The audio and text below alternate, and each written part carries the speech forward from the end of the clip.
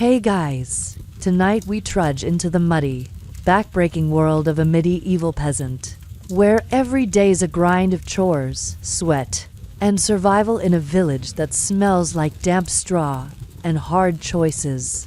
Picture yourself waking to a rooster's crow, the air chilly in a cramped hut, as you lace up rough boots and face a dawn to dusk slog that'd make your gym membership cry. Want to know what these folks really did all day? You're about to find out. But fair warning, surviving a peasant's routine might be tougher than you think. So, before you get comfortable, take a moment to like the video and subscribe, but only if you genuinely enjoy what I do here. Drop a comment with your city and local time. I'm curious where you're drifting off from. Now, dim the lights. Maybe turn on a fan for that soft background hum. And let's ease into tonight's journey together. You're in an English village, 1350, where the sky's gray and the ground's a sea of mud. The air sharp with wood smoke and the faint reek of manure. Mainstream history tells us medieval peasants spent their days in relentless labor, tied to the land by feudal duties, working fields, tending animals, and scraping by to feed their families while paying the Lord's taxes.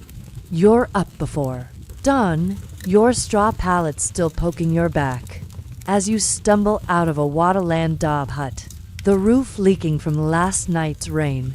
Your neighbor, Alice, a weary woman with calloused hands, is already stoking a smoky fire, her kids tugging at her patched tunic. You're handed a rough wool cloak. It's scratchy, smells like sheep, and barely keeps out the chill, but it's all you've got against the morning frost. Here's a quirky tidbit. Some peasants believed rubbing their hands with dew at dawn woke the day's luck, thinking it ensured a good start to their chores. You swipe your palms on the wet grass, no luck sparkling, and smirking less the lucks for extra mud. Historians still argue whether peasants' days were rigidly structured or flexibly chaotic, with some saying feudal schedules ruled every hour, while others think tasks shifted with seasons and survival needs. You're leaning toward chaotic. Alice is muttering about a broken plow, and the day's already off script. You step into the yard, the village stirring, cows lowing, cart creaking, and feel the weight of a long to-do list. Fields, animals, bread, and more. All before dusk. You're starting to see why peasants were always moving. Why every moment was a hustle to stay afloat. The hut's smoky warmth fades as you head out, your boots squelching in the mud, and you notice Alice's kids hauling sticks for the firework. Start young here. You think of modern morning's coffee, scrolling X, and almost laugh. This is survival, medieval style, with no snooze button. You're impressed by Alice's grit, already planning her day. But daunted, the village is a treadmill, and you're just stepping on. You're tempted to linger by the fire, but her sharp glance says keep up or fall behind.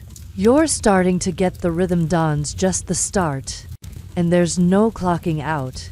You smirk, picturing a modern equivalent, like waking at 5 a.m. for a 12-hour shift with no Wi-Fi. The village's hum grows, clucks, shouts, a distant bell, but there's a story in every muddy step, and you're ready to dive in. Joke number 1. If this morning was a workout app, it'd be Peasant Fit. Muddy sprints, zero rest days. You're still in the muddy English village, the dawn's chilly grip lingering as you trudge away from Alice's smoky hut. The dew rubbing luck on your hands now, just cold dampness clinging to your wool cloak. Its sheepy stench a constant companion. The village hums with early chores, cows lowing, a child's shout, and you're here to plow the Lord's fields. A back-breaking task that defines a peasant's endless labor. Mainstream history tells us medieval peasants spent much of their day working the Lord's land, as part of their feudal obligations, plowing, sowing, or weeding to grow crops like barley or wheat, with most of the harvest going to the manor while they scraped by on scraps. You're slogging to a nearby field, your boots sinking into the churned earth, where Alice's husband, John, hands you a wooden plow hitched to a bony ox. The air's sharp with mud and manure, and your shoulders already ache just looking at the furrows stretching endlessly ahead.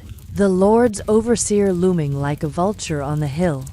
You grip the plow, its splintered handles rough, and urge the ox forward, the beast snorting as the blade bites the soil, each step a jolt through your arms.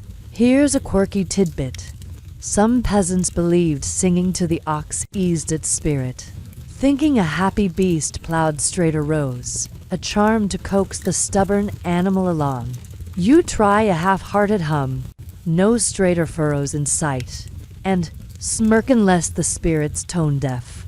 Historians still argue whether field labor was a communal effort or a crushing burden, with some saying villagers shared the load to survive, while others point to the Lord's harsh quotas as a relentless grind. You're leaning toward burden, John's grumbling about the overseer's whip, and your back screaming after 10 minutes. You push the plow, mud caking your boots, and feel the field's weight every furrows for the Lord, not your table.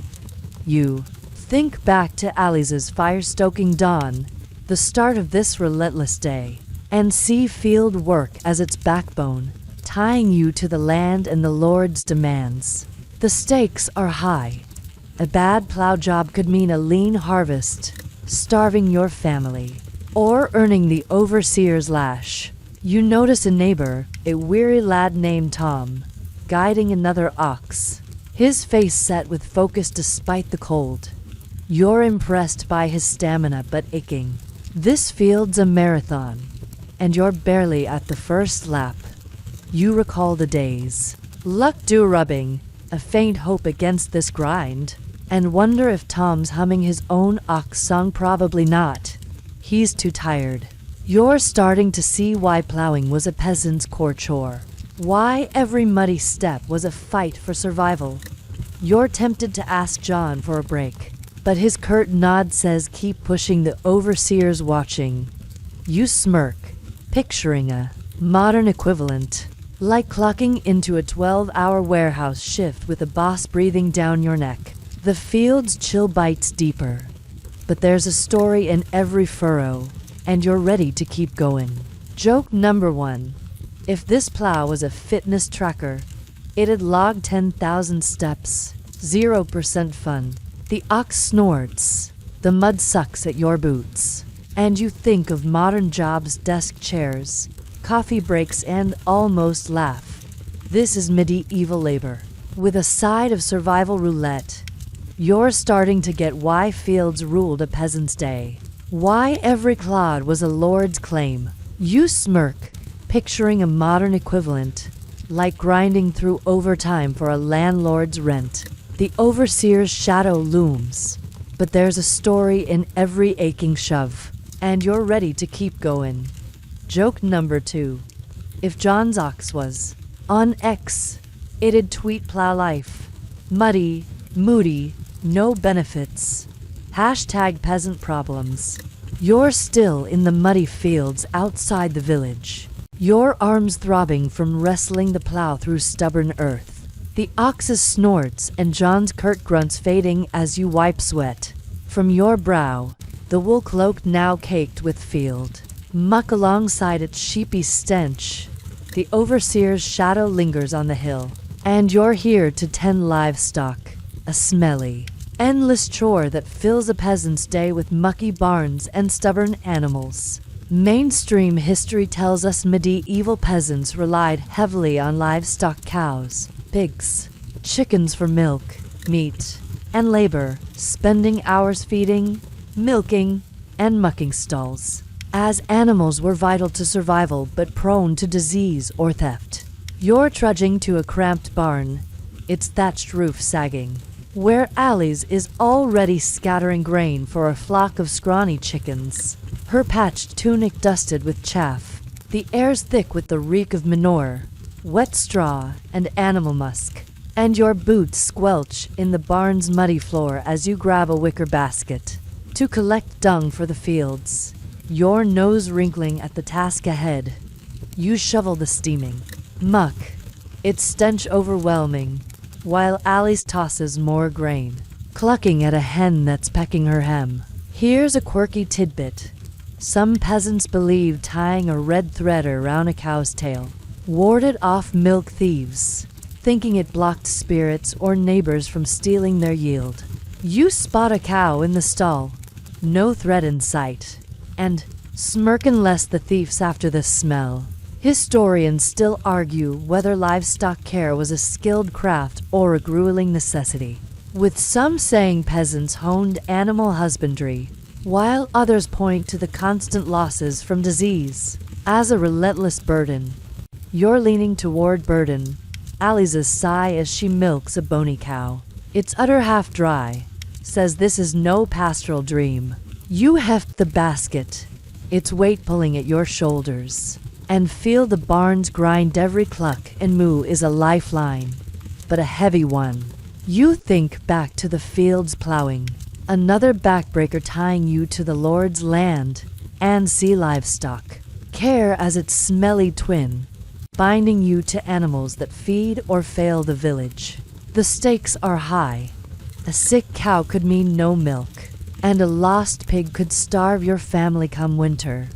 You notice Tom, the weary lad from the fields, lugging a pail of slop for the pigs, his face grim as he swats a fly.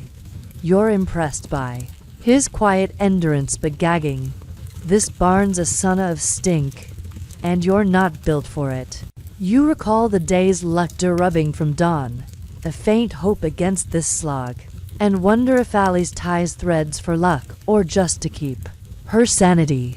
You're starting to see why animals were a peasant's wealth and worry, why every chore was a bet on survival.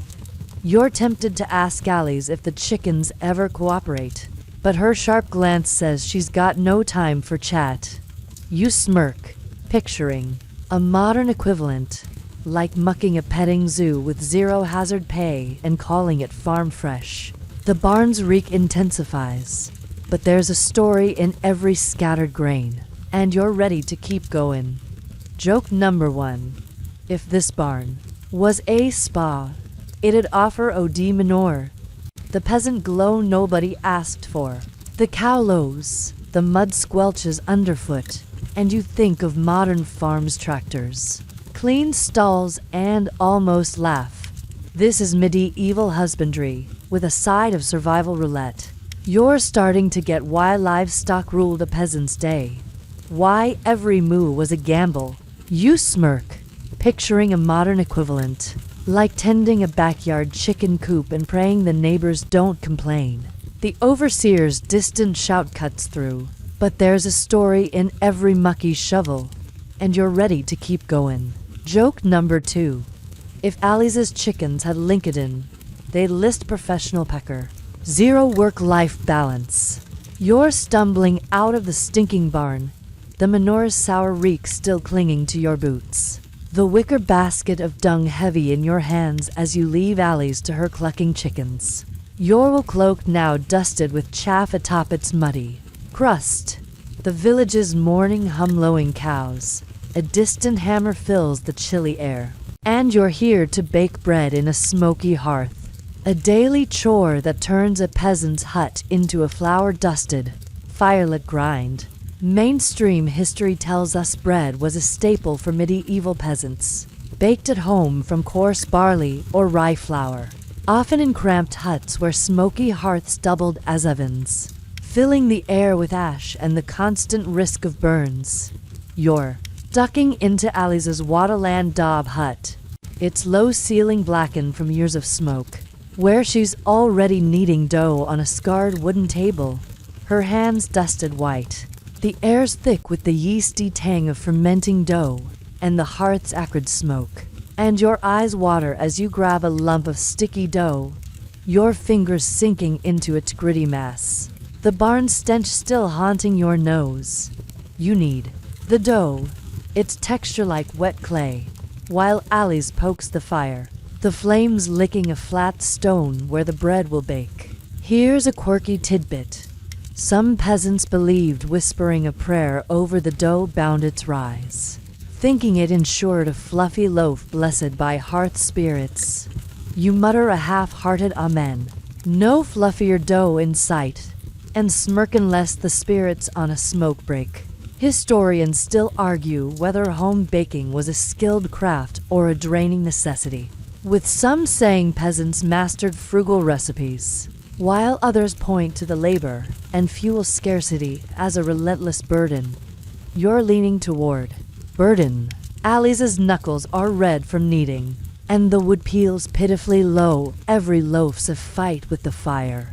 You press the dough flat, ash flecking your hands, and feel the hut grind bread's life. But it's earned through sweat and soot. You think back to the barn's mucky chores, tying you to the village's animals, and see baking as another thread in the peasant's daily tapestry, weaving survival from flour and flame. The stakes are high. A bad loaf means hungry kids, and a failed fire could leave you eating raw dough. No medieval DoorDash to save the day. You notice Alice's youngest, a girl of 6, tossing twigs into the hearth, her small hands already learning the chore. You're impressed by their teamwork but coughing. The smoke's a cloud, and you're not cut out for this flour-dusted sauna. You recall the ox plowing slog in the fields, proof every task's a physical marathon, and wonder if Alice's prayers for bread or just a break. You're starting to see why baking was a peasant's heart, why every loaf was a small victory. You're tempted to ask Alice if she's ever burned a batch, but her focused frown says she's too busy for banter. You smirk, picturing a modern equivalent, like baking sourdough in a tiny apartment with a wonky oven and no AC. The hearth smoke stings, but there's a story in every kneaded lump, and you're ready to keep going. Joke number 1. If this bread was a TikTok recipe, it'd be ashy loaf, 90% grit, 10% hope. The fire crackles, the hut's chill barely eased, and you think of modern kitchens, microwaves, clean counters, and almost laugh. This is medieval cooking, with a side of survival roulette. You're starting to get why bread was a peasant's fuel, why every bake was a battle won. You smirk, picturing a modern equivalent, like stress baking cookies during a blackout and praying the power holds. The dough's yeasty tang lingers, but there's a story in every smoky swirl, and you're ready to keep going. Joke number 2. If Alice's hearth was on Yelp, it'd get 1 star for warmth, but you'll choke first. You're stumbling out of Alice's smoky hut, the yeasty tang of fresh baked bread still on your hands. Its gritty dough clinging to your fingers as you shake off the hearth sash. Your wool cloak now speckled with flour atop its muddy, chaffy crust. The village morning buzzes, cows lowing, a child's shout, and you're here to fetch water. A heavy, slogging chore that fills a peasant's day with endless treks to a distant well. Mainstream history tells us medieval peasants relied on wells or streams for water, often hauling heavy buckets over long distances to supply their huts for drinking, cooking, and washing, a task made grueling by uneven paths and leaky containers.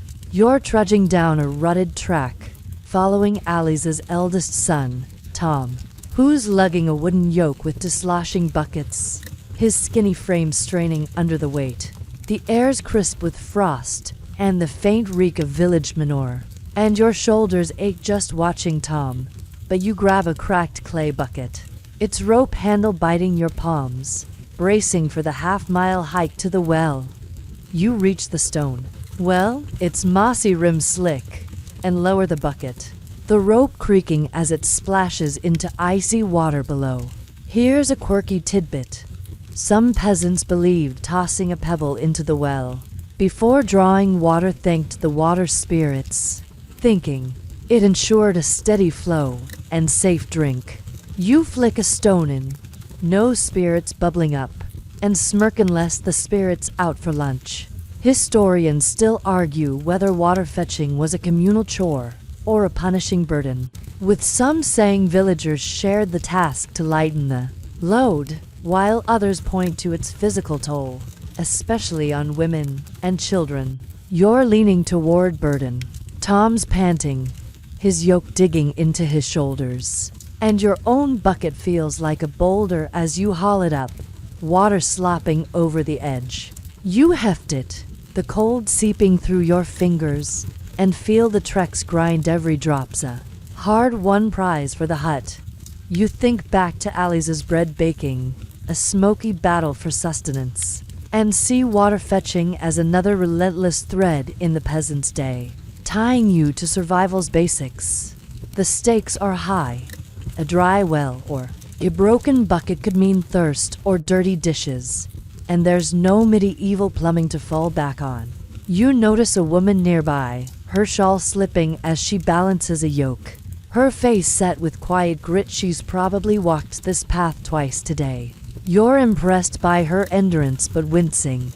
The bucket's weight is pulling your arms, and the rutted path back promises a slog. You recall the barn's mucky livestock chores, proof every task's a physical gauntlet, and wonder if the water spirit's pebbles a plea for an easier haul. You're starting to see why fetching water was a peasant's lifeline. Why every slosh was a small victory. You're tempted to ask Tom if he ever skips the well for a stream, but his focused shuffle says he's too tired for chat. You smirk, picturing a modern equivalent, like lugging grocery bags up 5 flights in a broken elevator building. The well's chill bites your hands, but there's a story in every heavy bucket, and you're ready to keep going. Joke number 1. If this well was an app, it'd be hydrate hard. 100% pain, 0% delivery. The village path stretches ahead, mud sucking at your boots, and you think of modern taps clean, instant water, and almost laugh. This is medieval survival, with a side of shoulder roulette. You're starting to get why water fetching ruled a peasant's morning, why every drop was a fight one. You smirk, picturing a modern equivalent, like queuing for hours at a festival water station only to spill half your bottle. The bucket slosh echoes, but there's a story in every aching step, and you're ready to keep going. Joke number 2. If Tom's yoke was on Etsy, it'd be sold as rustic fitness, build arms, break spirit. You're trudging back from the well, the cracked clay bucket's icy water sloshing against your leg, its rope handle digging into your palm as Tom's yoke creaks ahead.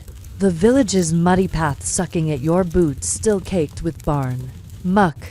Your wool cloaks a heavy mess of flour, chaff, and now well water splashes. And you're here to weave cloth, a painstaking chore that fills a peasant's day with aching hands and the rhythmic clack of a creaky loom. Mainstream history tells us medieval peasants, especially women, spent hours spinning wool or flax into thread and weaving it into coarse cloth for clothes, sacks, or trade, a vital skill that demanded patience and precision in cramped, dimly lit huts. You're ducking back into Alice's hut, the smoky hearth casting a faint glow on a wooden loom where Alice's sister, Meg, sits, her fingers deftly threading wool through warped strings. The air's thick with the musty scent of raw wool and lingering bread smoke, and your shoulders ache from the bucket's weight, but you set it down, grabbing a distaff of scratchy wool to try your hand, your nose twitching at the lanolin's greasy tang. You fumble with the distaff, the wool tangling as you try to spin it into thread. Meg's quick hand correcting you with a sigh. She's been at this since dawn. Here's a quirky tidbit. Some Weavers believed humming a specific tune aligned the thread's spirits, thinking it made cloth stronger and luckier for wear. You try a half-hearted hum, the thread snapping, and smirk unless the spirit's allergic to bad notes. Historians still argue whether weaving was a valued craft or a grueling necessity, with some saying it gave women economic clout through trade, while others point to the endless hours and physical toll as a relentless burden. You're leaning toward burden. Meg's fingers are calloused, her back hunched, and the loom's clack feels like a metronome for exhaustion. You wind the thread, your hands clumsy, and feel the huts grind every yard of cloth. Is a marathon of monotony. You think back to the well's heavy haul, another daily slog tying you to survival, and see weaving as its quieter but no less demanding cousin, spinning the village's life from wool to wardrobe. The stakes are high. A bad thread could ruin a tunic, and a failed weave might mean no trade goods for market, leaving your family in rags. You notice Alice's youngest, the 6-year-old from the hearth, carding wool with a wooden comb, her small hands already learning the craft. You're impressed by their teamwork but wincing. The distaff splinters are no joke, and your fingers are already sore. You recall the barn's livestock stench and the field's plowing grind, proof every chore's a physical test, and wonder if Meg's humming tunes for luck or just to stay awake. You're starting to see why weaving was a peasant's art, and anchor, why every thread was a hard-won prize. You're tempted to ask Meg if she dreams of softer wool, but her focused clack-clack says she's lost in the loom's rhythm. You smirk, picturing a modern equivalent, like knitting a sweater during a Netflix binge but with zero cozy vibes. The hut's smoky haze swirls, but there's a story in every tangled thread, and you're ready to keep going. Joke number 1. If this loom was a workout, it'd be threadmill. 100% pain, 0% gain. The fire sputters, the hut's chill seeping through the walls, and you think of modern sewing machines zippy, precise, and almost laugh. This is medieval crafting, with a side of finger roulette. You're starting to get why weaving ruled a peasant's hands, why every cloth was a labor of love and grit. You smirk, picturing a modern equivalent, like hand sewing a cosplay costume with a deadline and no coffee. The loom's clack echoes, but there's a story in every aching twist, and you're ready to keep going. Joke number 2. If Meg's cloth was on Etsy, it'd be listed as rustic rags, sweat-stained, spirit-aligned. You're still in Alice's smoky hut, the loom's rhythmic clack fading as Meg's calloused hands pause. The coarse wool thread's lanolin tang lingering on your fingers, joining the flour, chaff, and well-water stains on your wool cloak. The hearth's faint glow battles the morning chill, and you're here to mend tools. A gritty chore that fills a peasant's day with rusty fixes to keep plows, hoes, and sickles working in the village's endless grind. Mainstream history tells us medieval peasants maintained their own tools, often using crude hammers, whetstones, or salvaged wood to repair broken plows or sharpen blades, as buying new ones was a luxury far beyond their means. You're following John, Alice's husband, out to a lean-to beside the hut, its sagging roof dripping from last night's rain, where a pile of battered tools rusted plowshares. Splintered hoe handles awaits. The air's sharp with damp earth and the metallic bite of rust, and your hands are already sore from the loom's splinters. But you grab a pitted hammer, its handle worn smooth, bracing for a task that's more wrestling than crafting. John points to a cracked plowshare, its iron bent from the field's stubborn clods, and hands you a whetstone to grind the edge, his own hands scarred from years of fixes. Here's a quirky tidbit. Some peasants believed tapping a tool thrice before mending woke its strength, thinking it pleased forged spirits to make repairs last longer. You give the hammer a few taps, no spirits stirring, and smirk unless the spirits napping in the rust. Historians still argue whether tool mending was a skilled trade or a desperate patch job, with some saying peasants honed practical craftsmanship, while others point to the constant breakdowns and shoddy materials as a relentless burden. You're leaning toward burden. John's muttering about a snapped hoe as he whittles a new handle, and your grinding's barely denting the plowshare's dull edge. You hammer a loose rivet, sparks flying, and feel the lean toes grind. Every fix is a fight to keep the fields alive. You think back to Meg's weaving, a quiet but aching craft, and see tool mending as its rougher sibling, tying you to the village's survival through sweat and salvage. The stakes are high. A broken plow could halt planting, leaving your family hungry, and the Lord's overseer doesn't care about your rusty hammer. You notice Tom, Alice's son, dragging a cracked sickle to the pile, his face set with the same grim focus as in the barn. You're impressed by his work ethic but wincing. The hammer's weight is numbing your hands, and the lean-to's damp chill isn't helping. You recall the well's heavy buckets, another daily slog, and wonder if the forged spirit's tapping's a plea for tools that don't break weekly. You're starting to see why mending was a peasant's necessity, why every patched plow was a small defiance against ruin. You're tempted to ask John if he's ever cursed a snapped blade, but his focused whittling says he's too deep in the fix. You smirk, picturing a modern equivalent, like duct taping a busted lawnmower and praying it holds for one more cut.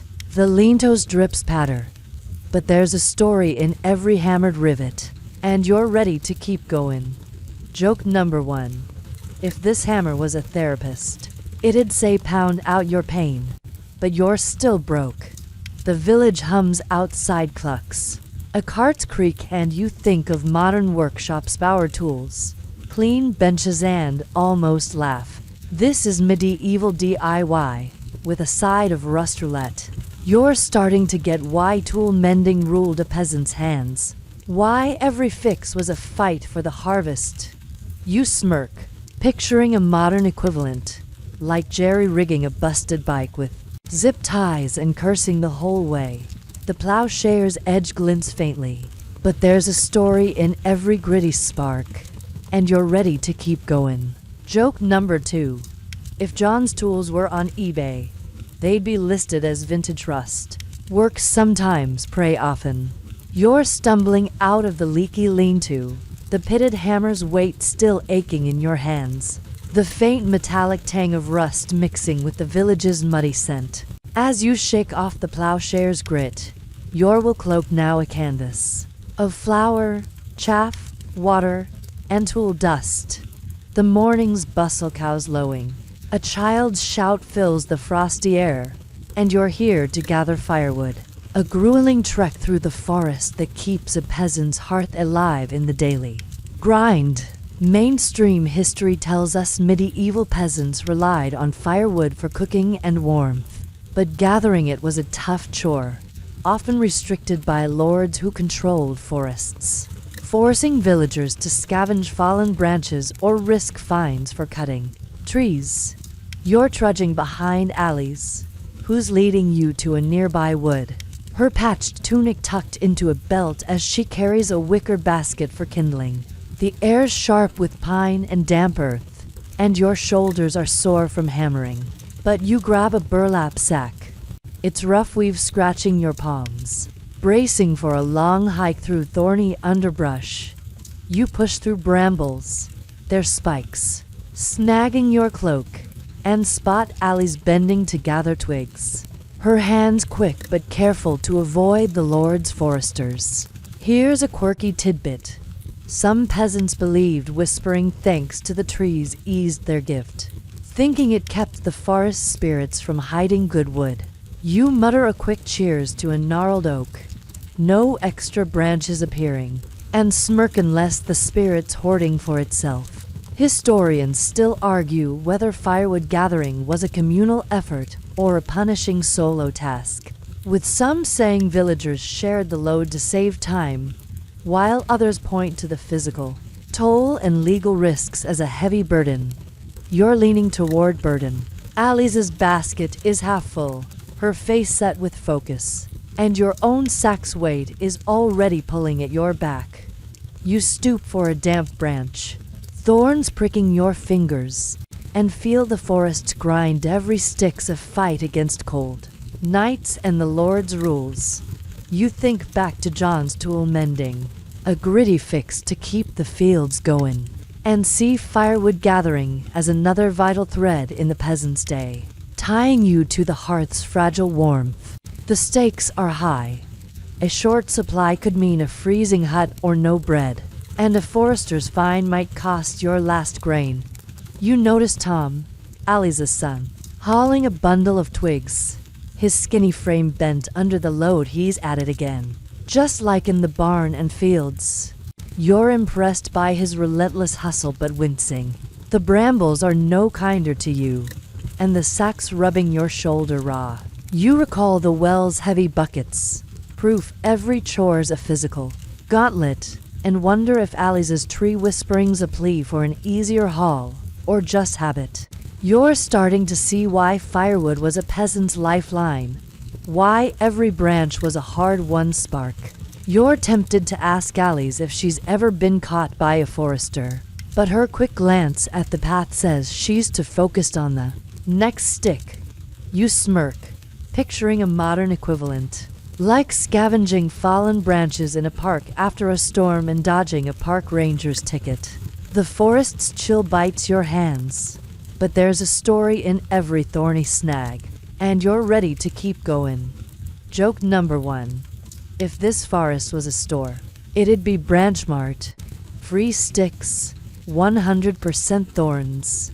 The trees creak, the mud squelches underfoot, and you think of modern heating gas furnaces, electric coils, and almost laugh. This is medieval survival, with a side of splinter roulette.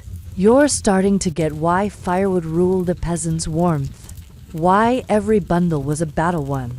You smirk, picturing a modern equivalent, like hauling logs for a hipster campfire, and praying you don't sprain something.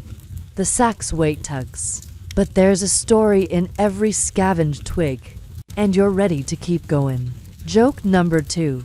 If Alice's basket was on Instagram, it'd be captioned #kindling goals. Freezing but make it rustic. You're trudging back from the thorny forest, the burlap sack's damp branches digging into your shoulder, their piney scent mingling with the village's muddy tang as you follow Alice's quick steps. Your wool cloak now snagged with brambles, atop its flour, chaff, and rust stains. The morning's bustle cows lowing. A cart's creak grows louder, and you're here to barter in the bustling village square.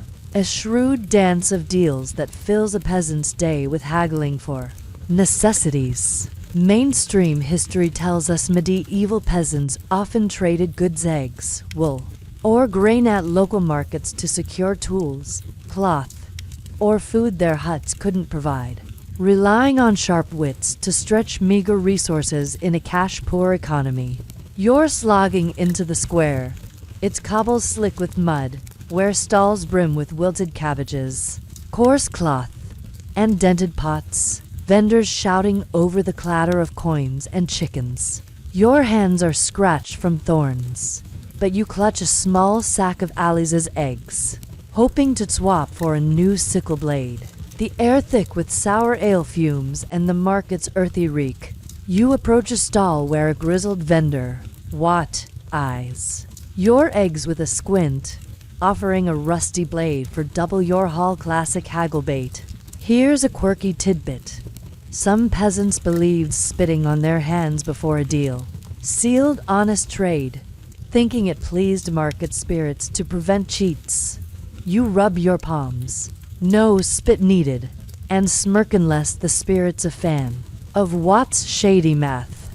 Historians still argue whether market bartering was a lifeline for community exchange or a ruthless hustle, with some saying it fostered village bonds, while others point to exploitative vendors preying on desperate peasants.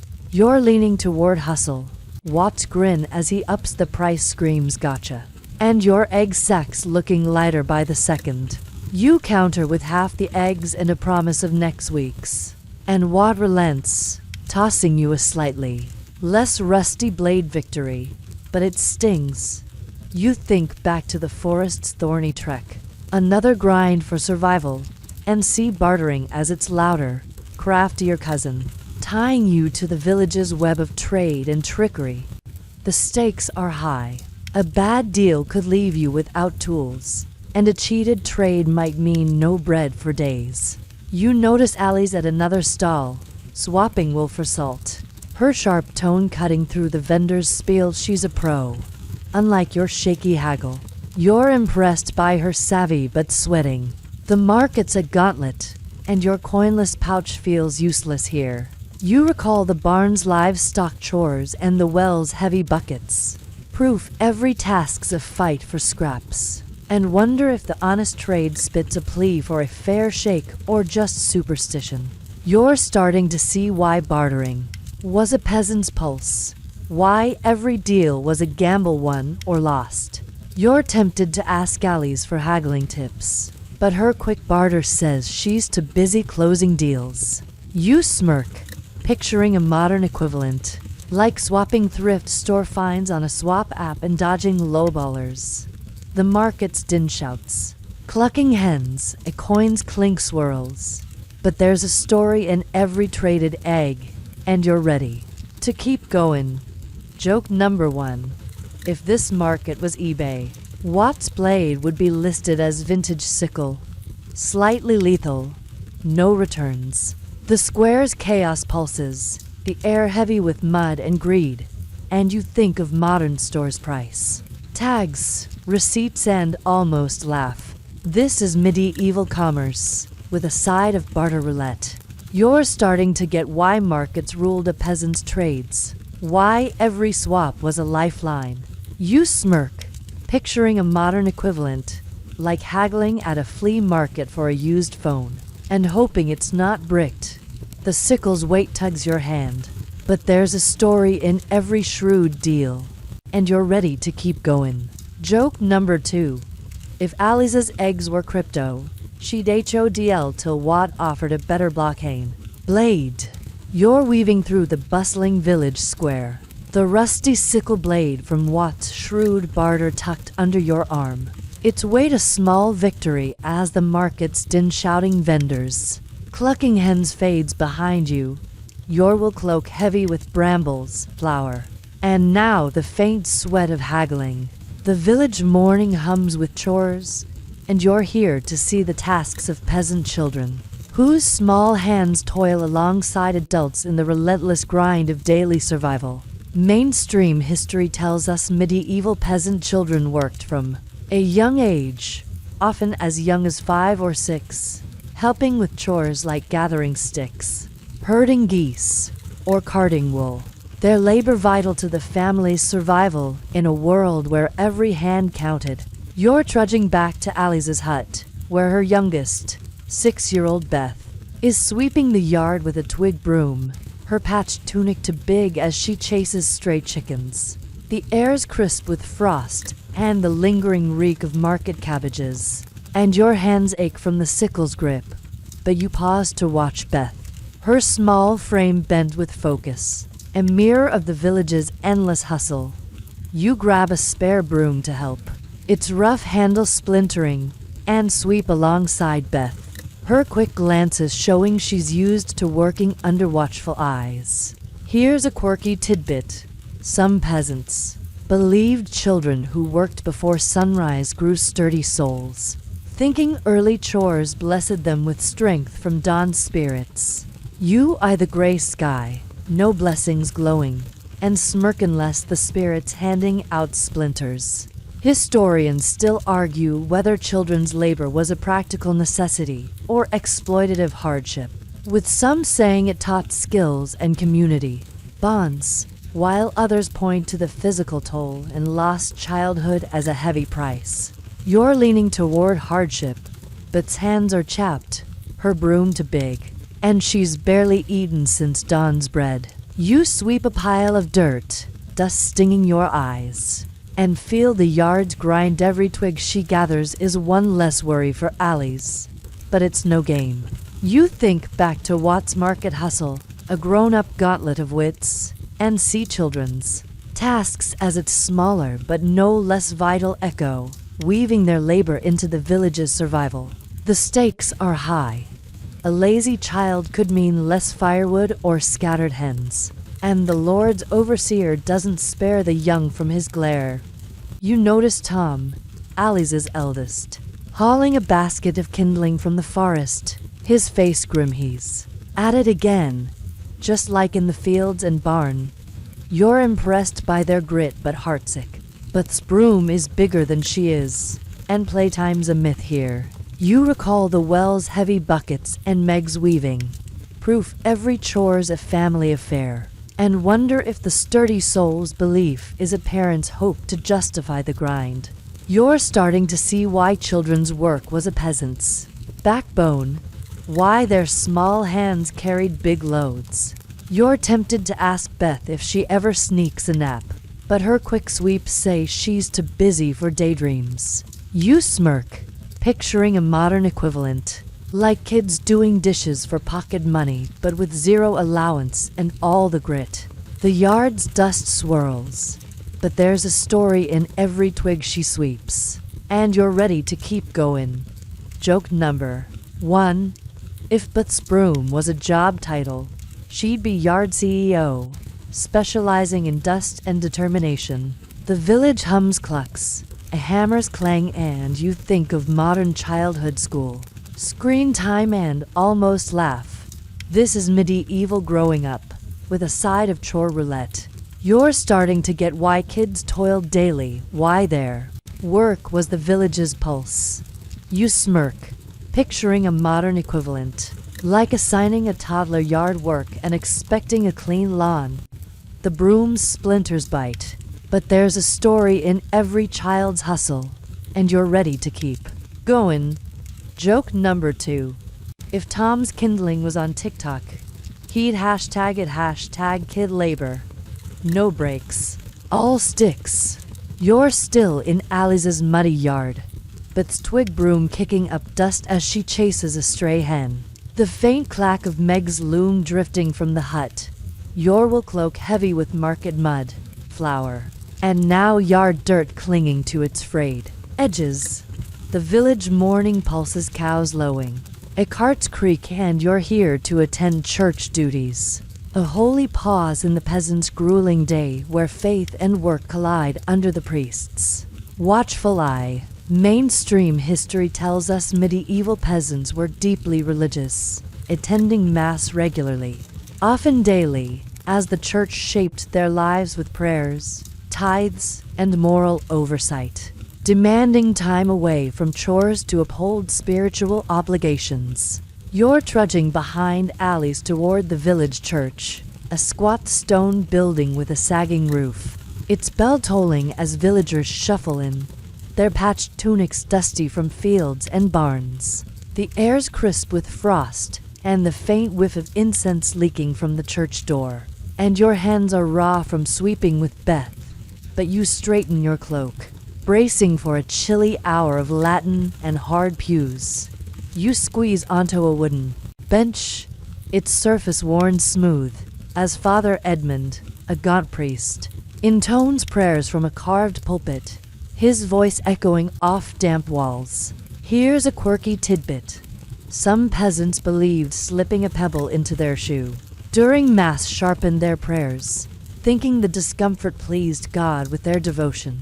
You shift, no pebble needed, and smirk unless God's a fan of blisters. Historians still argue whether church duties were a unifying ritual or a draining obligation, with some saying Mass fostered community and hope, while others point to the time and tithes it stole from overworked peasants.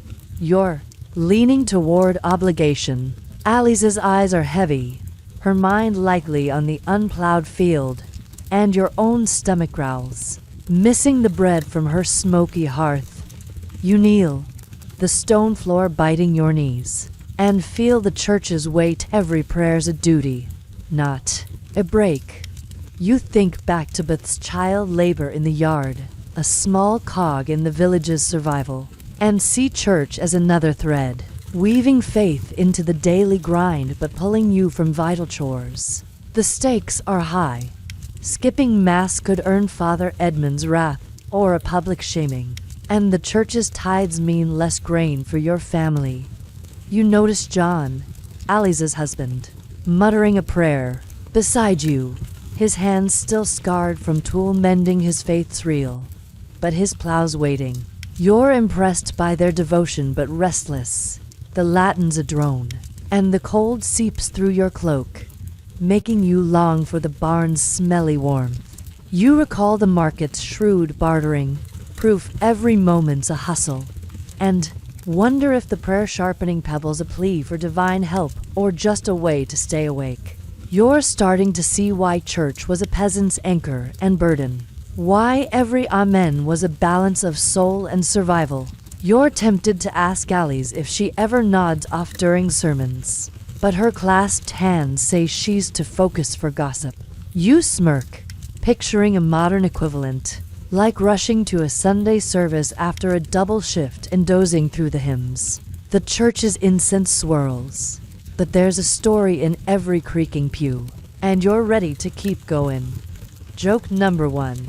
If this Mass was a podcast, it'd be Latin lullabies, guaranteed to numb your knees. The bell tolls, the stone floor chilling your bones, and you think of modern weekends brunch, Netflix, and almost laugh. This is medieval worship, with a side of frostbite roulette. You're starting to get why church ruled a peasant's soul, why every prayer was a duty one. You smirk, picturing a modern equivalent, like live streaming a sermon while folding laundry, and praying for a signal.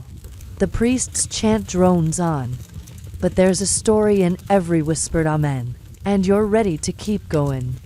Joke number 2.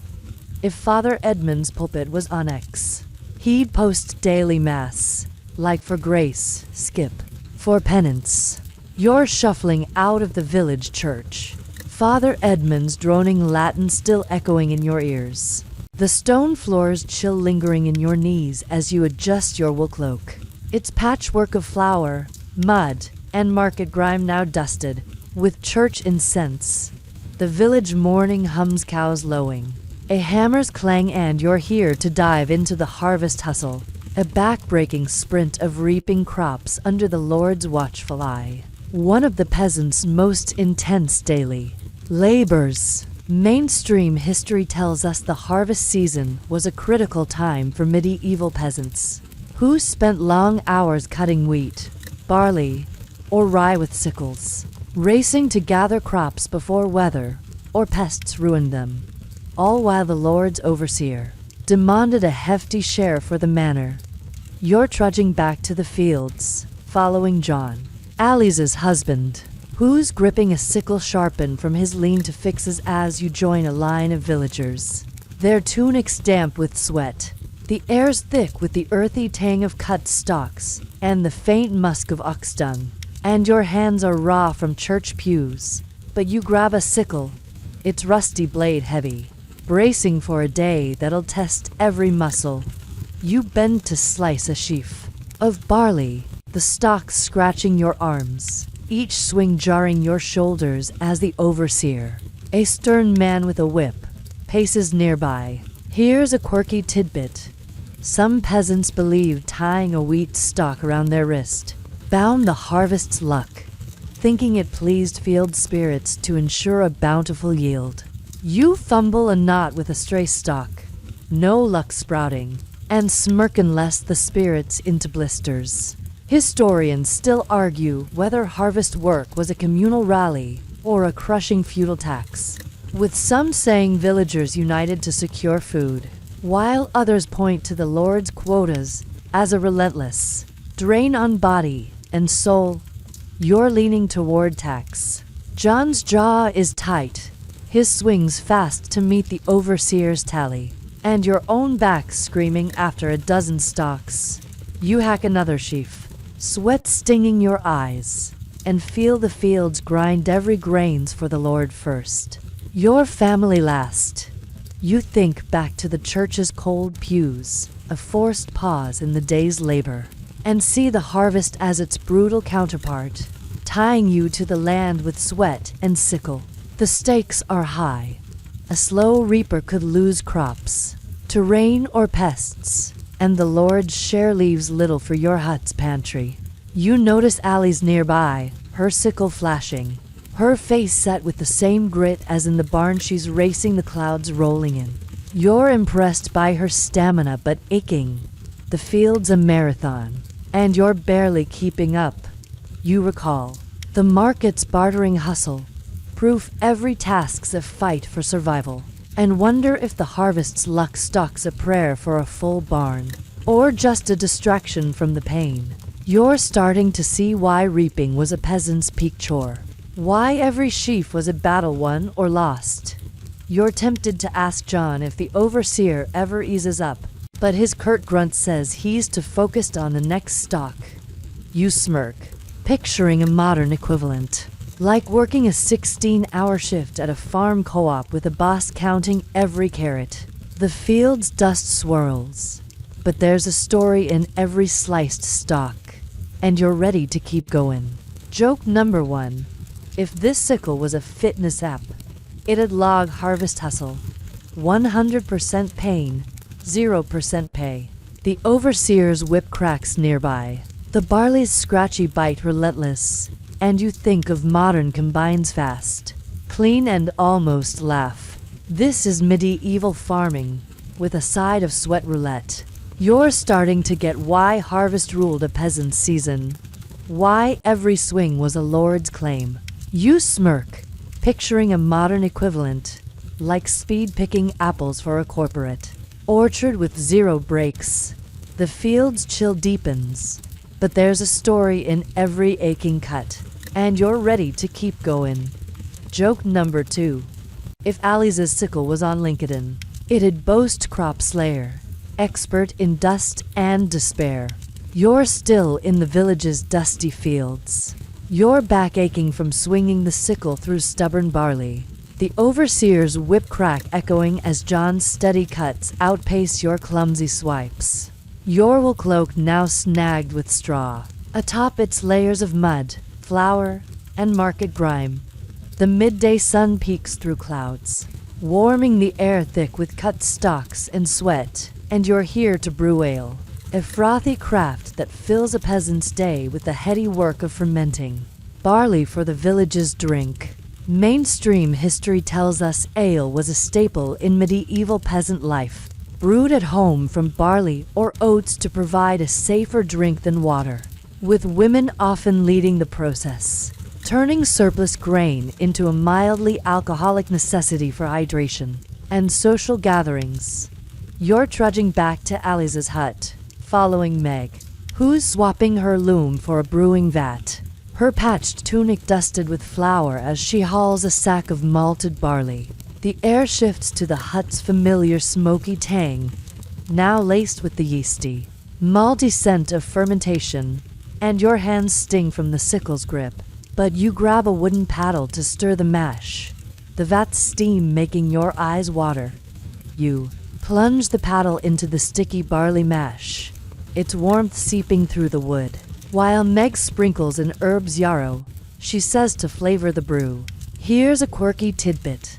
Some alewives believed stirring the vat clockwise woke the brew's spirit, thinking it ensured a strong, lucky batch blessed by hearth gods.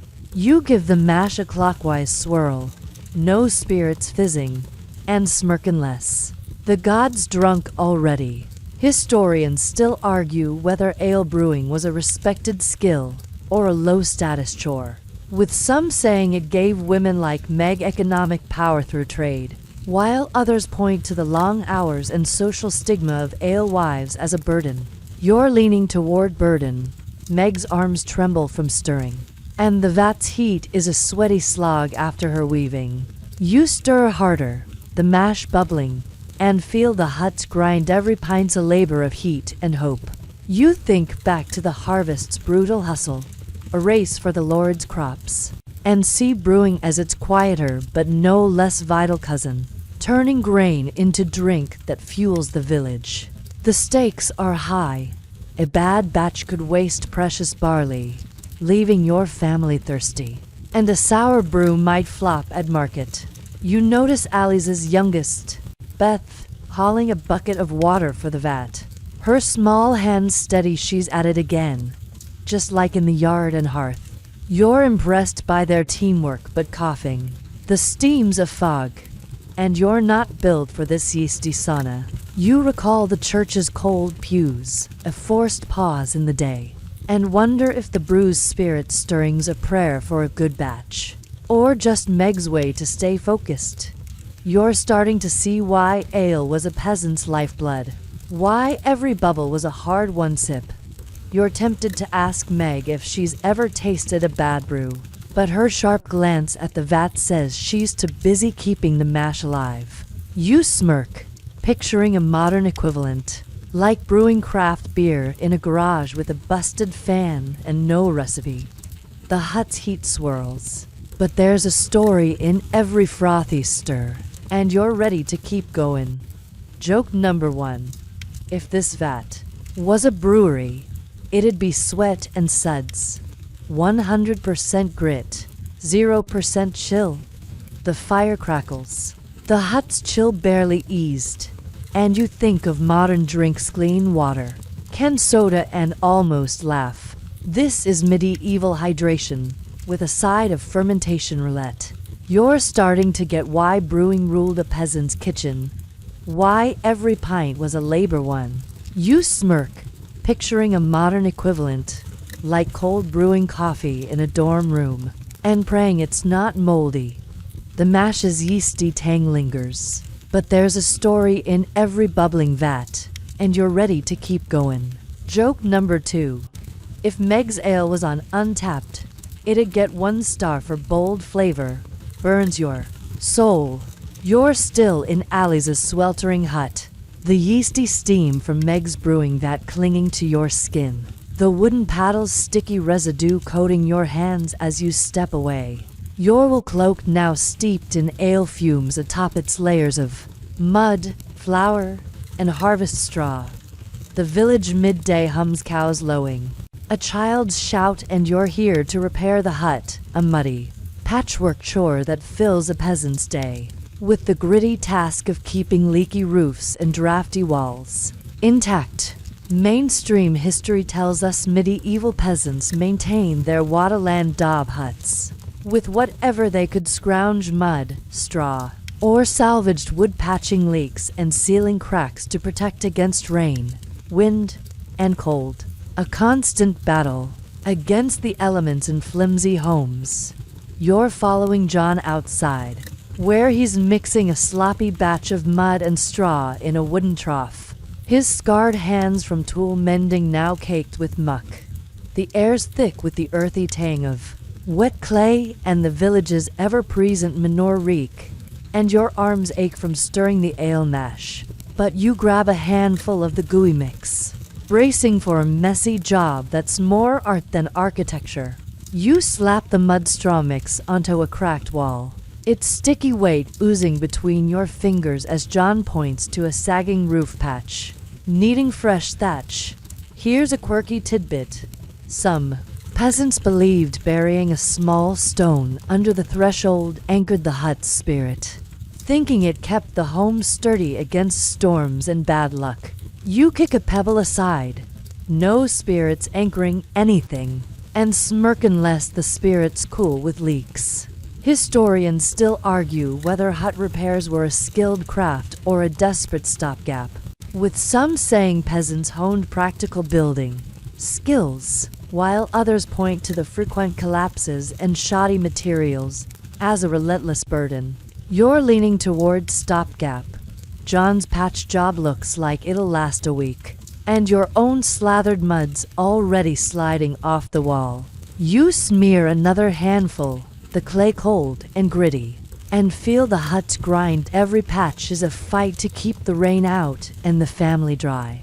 You think back to Meg's ale brewing, a sweaty craft for the village's drink, and see hut repairs as its earthier cousin, tying you to the home's fragile shell in the peasant's daily survival. The stakes are high. A leaky roof could soak your bread or sicken Beth with cold. And there's no medieval Home Depot for proper fixes. You notice Allie's hauling a bundle of straw from the yard, her face set with the same grit as in the fields. She's at it again, patching alongside John. You're impressed by their teamwork but wincing. The mud's numbing your hands, and the roof's thatch looks one gust from flying off. You recall the harvest sickle swings and the barn's smelly chores. Proof every task's a physical gauntlet, and wonder if the hut's spirit stones a prayer for a dry night or just a tired tradition. You're starting to see why repairs were a peasant's shield, why every patch was a stand against ruin. You're tempted to ask John if the hut's ever collapsed, but his focused slathering says he's too busy keeping it upright. You smirk, picturing a modern equivalent, like duct taping a leaky apartment ceiling and praying it holds through a storm. The hut's damp chill bites, but there's a story in every muddy smear, and you're ready to keep going. Joke number 1. If this wall was a contractor's gig, it'd be Mudmasters. 100% slop, 0% warranty. The village hums outside clucks, a distant bell, and you think of modern homes insulation, dry walls, and almost laugh. This is medieval DIY, with a side of sludge roulette. You're starting to get why repairs ruled a peasant's shelter, why every patch was a battle won. You smirk, picturing a modern equivalent, like caulking a drafty trailer with dollar store sealant and hoping for the best. The straw's scratchy bite lingers, but there's a story in every slapped-on fix, and you're ready to keep going. Joke number 2. If John's hut was on Zillow, it'd list cozy leak, rustic charm, bring your own bucket. You're stepping away from Allie's patched hut, the sticky mud from John's wall repairs still caking your hands, its earthy tang mingling with the village's midday scent of manure and wood smoke. Your wool cloak now a heavy patchwork of flour, straw, and fresh clay. The village hums clucks, a child's shout, a distant hammer, and you're here to join a communal feast. A rare moment of joy where peasants gather for a meager meal, breaking the daily grind with shared food and laughter. Mainstream history tells us medieval peasants occasionally held communal meals, often tied to harvests, saints' days, or village milestones, pooling scarce resources to foster bonds. Though the food was simple bread, pottage, or small ale reflecting their lean lives, you're following alleys to a grassy clearing near the church, where villagers spread rough blankets, their tunics dusty from fields and barns, and a trestle table holds bowls of barley pottage and crusty loaves. The air's crisp with spring's early warmth, laced with the savory whiff of boiled vegetables, and your stomach growls after the morning's labors. But you grab a wooden bowl, eager for a pause in the relentless chores. You scoop pottage, its thin broth flecked with cabbage and leeks, and sit cross-legged beside Tom, Allie's son, who's tearing into bread like it's a feast. Here's a quirky tidbit. Some peasants believed sharing a loaf's first slice tied the village's luck, thinking it wove their fates together under harvest spirits' watch. You break off a piece, no luck weaving, and smirking less, the spirits into crumbs. Historians still argue whether communal feasts were vital social glue or fleeting escapes, with some saying they strengthened village ties, while others point to their rarity and meager portions as proof of constant scarcity. You're leaning toward escape. Tom's grin is wide, but his bowl's nearly empty, and your own pottage's more water than substance. You sip the broth, its warmth a faint comfort, and feel the clearings buzz. Every laugh's a break from the field's grind. But hunger's still close. You think back to John's muddy hut repairs, a fight to keep the home intact, and see this feast as a softer thread in the peasant's day, knitting the village together, if only for an hour. The stakes are high. A failed feast could sour moods or waste grain, and the Lord's overseer, lurking nearby, might demand extra tithes for idling. You notice Beth, Alice's youngest, passing a jug of small ale, her small hands steady. She's working even now, just like in the yard and barn. You're impressed by their shared effort but wistful. The pottage is thin, and the bread stale. A reminder joy comes cheap here. You recall the church's cold pews, a forced pause like this one, and wonder if the village's luck loaf sharing's a prayer for better harvests, or just a way to stretch the meal. You're starting to see why feasts were a peasant's heart, why every shared bite was a fragile victory. You're tempted to ask Alice if feasts ever feel like enough, but her quick smile as she passes bread says she's savoring the moment. You smirk, picturing a modern equivalent, like a potluck, with instant ramen and hoping everyone chips in. The clearing's chatter swirls, but there's a story in every crusty bite, and you're ready to keep going. Joke number 1. If this feast was a Yelp review, it'd be 1 star for vibes, 0 for portion size. The spring breeze softens, the villages hum a gentle backdrop, and you think of modern barbecues, grills, cold drinks, and almost laugh. This is medieval bonding, with a side of scarcity roulette. You're starting to get why feasts ruled a peasant's rare joys, why every spoonful was a community's pulse. You smirk, picturing a modern equivalent, like splitting a pizza at a broke friend's house and calling it a party. The pottage's warmth fades, but there's a story in every shared laugh, and you're ready to keep going. Joke number 2. If Tom's bowl was on Instagram, he'd caption it #feast mode. Starving, but smiling. You're easing away from the village clearing, the communal feast's thin pottage still settling in your stomach, its warmth fading as Beth's small hands pass the last of the small ale. Your will cloak heavy with mud, flour, and now crumbs from the crusty bread shared under spring's soft breeze. The village midday hums, cows lowing, a distant bell, and you're here to tend a meager garden plot. A quiet but vital chore that fills a peasant's day with the delicate work of growing vegetables to stretch their lean diet. Mainstream history tells us medieval peasants often maintained small garden plots near their huts, cultivating onions, leeks, or cabbages to supplement their grain-heavy meals, a task requiring careful weeding and watering despite pests and poor soil.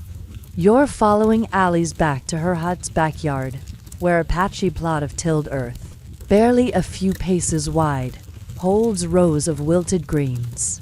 The air's crisp with spring's damp earth and the faint reek of nearby manure, and your hands are gritty from the feast's wooden bowl. But you grab a chipped hoe, its handle worn, bracing for a task that's more hope than harvest. You dig into the soil, its clods crumbling as you weeder out a row of drooping leeks.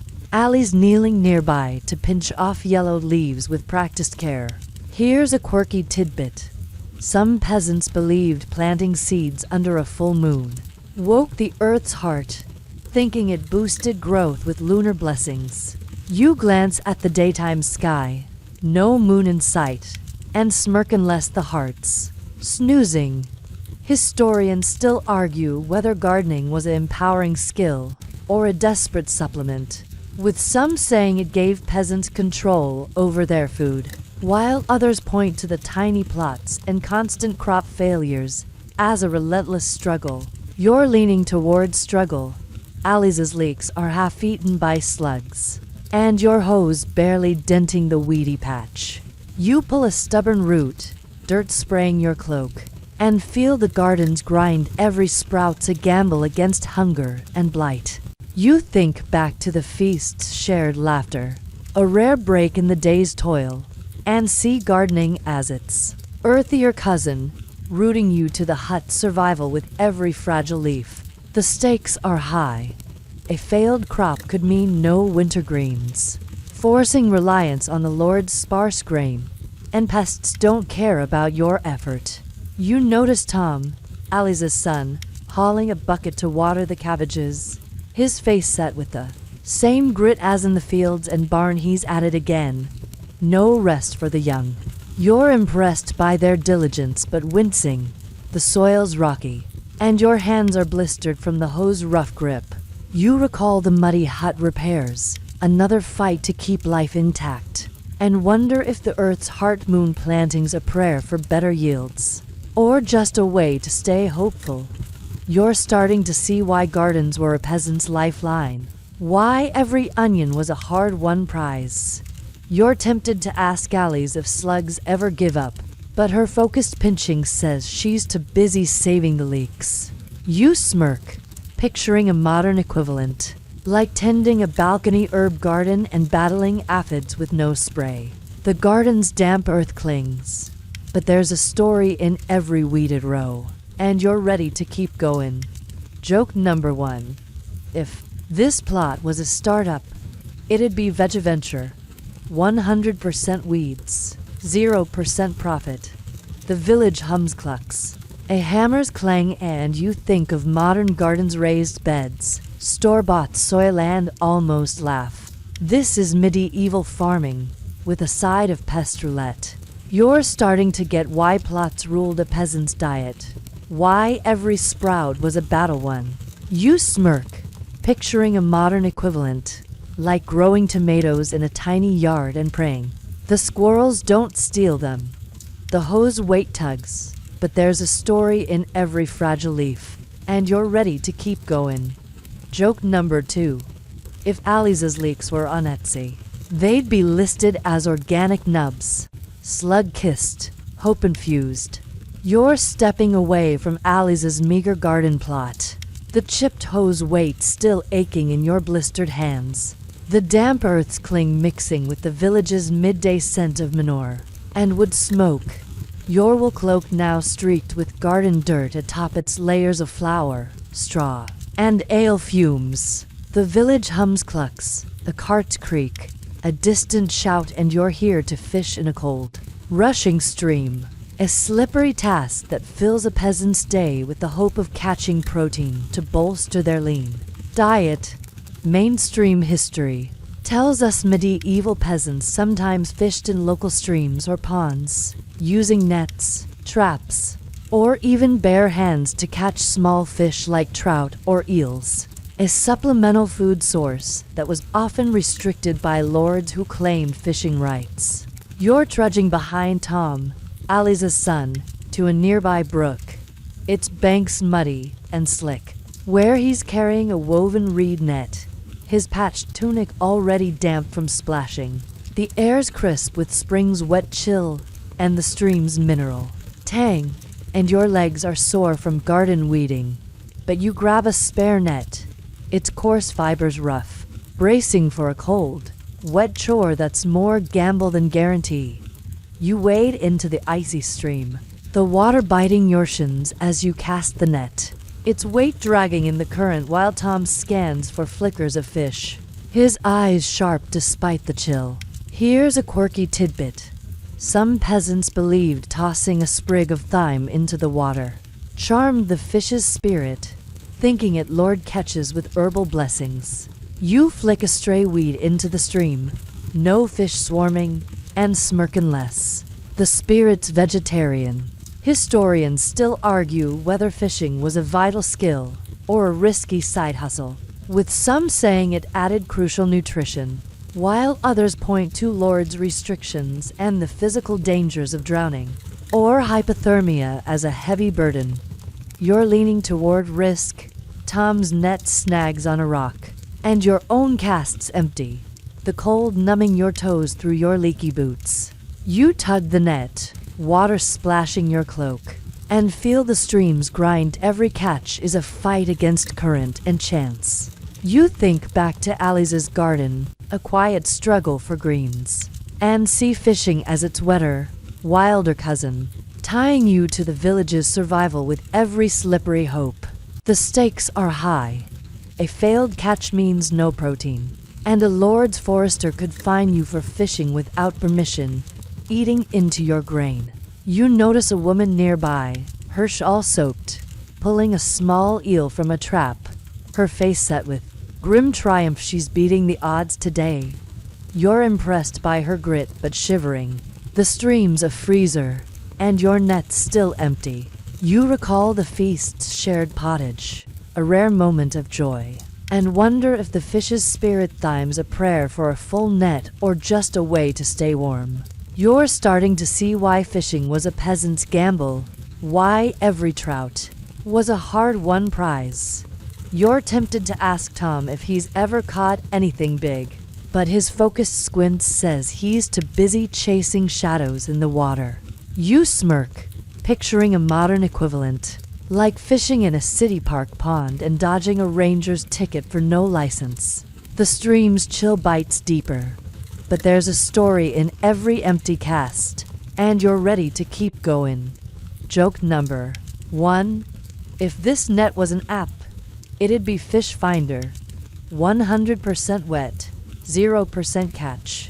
The village hums beyond the bank moos, a hammer's clang, and you think of modern fishing rods, bait shops, and almost laugh.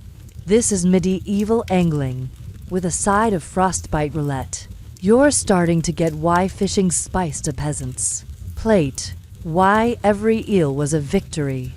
You smirk, picturing a modern equivalent, like casting a line in a stocked pond and praying the fish aren't smarter than you. The net's weight tugs, but there's a story in every rippling wave, and you're ready to keep going.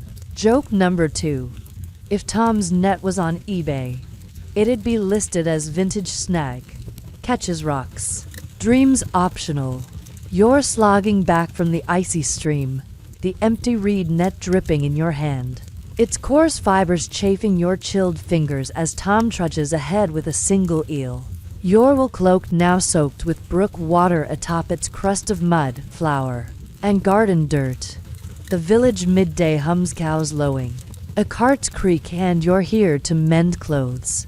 A meticulous chore that fills a peasant's day with patchwork stitches to keep tunics and cloaks from falling apart in their rugged lives. Mainstream history tells us medieval peasants, especially women, spent hours sewing and patching clothes using bone needles and coarse thread, repairing worn tunics or weaving scraps to stretch their meager wardrobes, as new cloth was a rare luxury.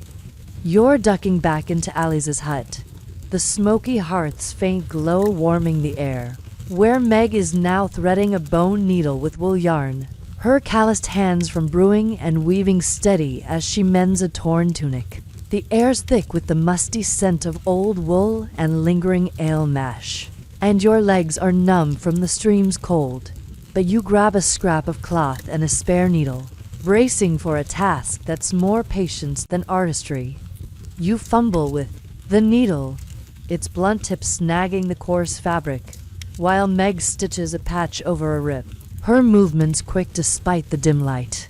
Here's a quirky tidbit. Some peasants believed sewing a coin into a hem stitched in luck, thinking it guarded against poverty or loss on the road. You check your cloak's hem.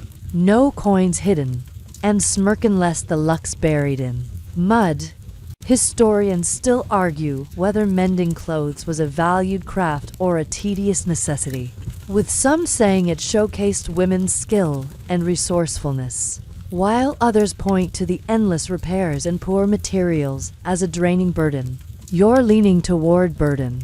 Meg's eyes squint in the low light, and your own needles already pricked your thumb, the thread tangling like a bad joke. You stitch a wobbly line, the fabric puckering, and feel the huts grind. Every patch is a fight to keep the cold off your back. You think back to Tom's fishing, a wet gamble for food, and see mending as its quieter, pricklier cousin, stitching the village's survival into every worn tunic. The stakes are high. A torn cloak could mean freezing nights, and no new cloths coming unless you barter hard at market like you did with Watt. You notice Alice's youngest, Beth, sorting scraps for patches, her small hands nimble. She's at it again, just like in the garden and feast. You're impressed by their teamwork but wincing, the needles stubborn, and your thumbs throbbing like it's got its own heartbeat. You recall the harvest sickle swings, another relentless chore, and wonder if the stitched in luck, coins a prayer for durable clothes or just a way to stay hopeful. You're starting to see why mending was a peasant's shield, why every stitch was a stand against rags. You're tempted to ask Meg if she's ever sewn through a finger, but her focused threading says she's too deep in the patch. You smirk, picturing a modern equivalent, like darning thrift store jeans with a Dollar Tree sewing kit and cursing every snag. The hut's smoky haze swirls, but there's a story in every wobbly stitch, and you're ready to keep going. Joke number 1. If this needle was a Tinder match, it'd be prickly, uncooperative, 0/10 sparks. The hearth sputters, the hut's chill seeping through, and you think of modern wardrobes, fast fashion, sewing machines, and almost laugh. This is medieval tailoring, with a side of thumb roulette. You're starting to get why mending ruled a peasant's clothes, why every patch was a labor one. You smirk, picturing a modern equivalent, like hot gluing a ripped hoodie and praying it holds for one more wash. The thread's rough tug lingers, but there's a story in every patched tear, and you're ready to keep going. Joke number 2. If Meg's stitches were on Pinterest, they'd be pinned as rustic rags. Bleed for the aesthetic. You're easing away from Alice's smoky hut, the bone needle's prick still throbbing in your thumb. The coarse threads tug lingering as you shake off fabric scraps. Your wool cloak now patched with clumsy stitches atop its crust of mud, flour, and brook water. The village midday hums, cows lowing, a child's shout, and you're here to grind grain, a dusty, arm-numbing chore that fills a peasant's day with the relentless turning of a hand mill to make coarse flour for bread. Mainstream history tells us medieval peasants ground their own grain, often barley or rye, using small, hand-operated quernstones, a labor-intensive task done at home to avoid costly mill fees or the Lord's monopoly on larger mills. You're following Alice back into the hut, where a pair of rough quernstones sits on the dirt floor, its surface worn from years of use. The air's thick with the hearth's smoky tang and a new cloud of grain dust, and your hands are sore from sewing, but you grab a handful of barley from a sack, bracing for a task that's as much grit as grain. You sprinkle barley onto the quern's lower stone, turning the upper one with a wooden handle, its grinding rasp loud as dust puffs into your face, making you cough. Here's a quirky tidbit. Some peasants believed singing a low chant while grinding eased the stone's spirit, thinking it made the flour finer and blessed by hearth gods. You hum a shaky tune, no finer flour appearing, and smirking less. The spirits got a grudge against your voice. Historians still argue whether grinding grain was a skilled necessity or a punishing slog, with some saying it honed resourcefulness, while others point to the hours of labor and physical toll as a relentless burden. You're leaning toward slog. Alice's arms strain as she takes a turn, and your own shoulders burn after a minute. The flour coarse and gritty. You crank the stone, dust coating your cloak, and feel the huts grind every pinch of flurs. A step toward tomorrow's bread. but it's a marathon. You think back to Meg's cloth mending, a prickly fight to keep tunics intact, and see grinding as its dustier cousin. Milling survival from grain in the peasant's daily hustle. The stakes are high. A bad grind could mean lumpy bread or wasted barley. And there's no corner store for backup flour. You notice Beth, Alice's youngest, sweeping dust from the floor. Her small hands busy, she's at it again, just like in the garden and feast. You're impressed by their teamwork but wheezing. The dust's a fog, and you're not built for this flour-dusted haze. You recall the stream's icy fishing, another gamble for food, and wonder if the stone's spirit chants a prayer for a full sack or just a way to stay awake. You're starting to see why grinding was a peasant's backbone. Why every dusty turn was a hard-won loaf. You're tempted to ask Alice if she's ever skipped the quern for market flour, but her steady grinding says she's too deep in the rhythm. You smirk, picturing a modern equivalent, like hand-grinding coffee beans for a pour-over with no electric grinder and zero patience. The hut's dust swirls, but there's a story in every rasping turn, and you're ready to keep going. Joke. Number 1. If this quern was a gym machine, it'd be Floorflex. 100% burn, 0% burnt toast. The hearth flickers, the hut's chill seeping through, and you think of modern Mills Electric. Instant and almost laugh. This is medieval baking prep, with a side of dust roulette. You're starting to get why grinding ruled a peasant's pantry, why every speck was a labor one. You smirk, picturing a modern equivalent, like milling oats in a blender that keeps jamming. The fleur's gritty scent lingers, but there's a story in every dusty crank, and you're ready to keep going. Joke number 2. If Alice's quern was on Amazon, it'd get 1 star for builds arms, breaks dreams. You're still in Alice's dusty hut, the quern's stones rasping grind still echoing in your ears. A cloud of barley flour dust settling on your hands as you brush off the gritty residue. Your wool cloak now a patchwork of mud, straw, and fresh flour atop its layers of ale and thread snags. The village midday hums cows lowing, a child's shout, and you're here to care for the sick. A tender but urgent chore that fills a peasant's day with brewing herbal cures to ease ailments in a world without doctors.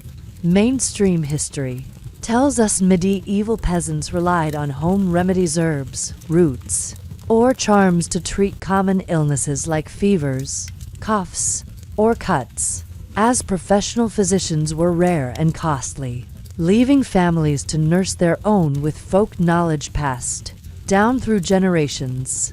You're hovering near the hearth, where Alice is stirring a pot of steaming broth laced with nettle and chamomile, her face creased with worry as she tends to Beth, her youngest, who's curled on a straw pallet with a raspy cough. The air's thick with the sharp tang of herbs and the hut's smoky haze, and your shoulders ache from grinding grain, but you grab a handful of dried yarrow, ready to help.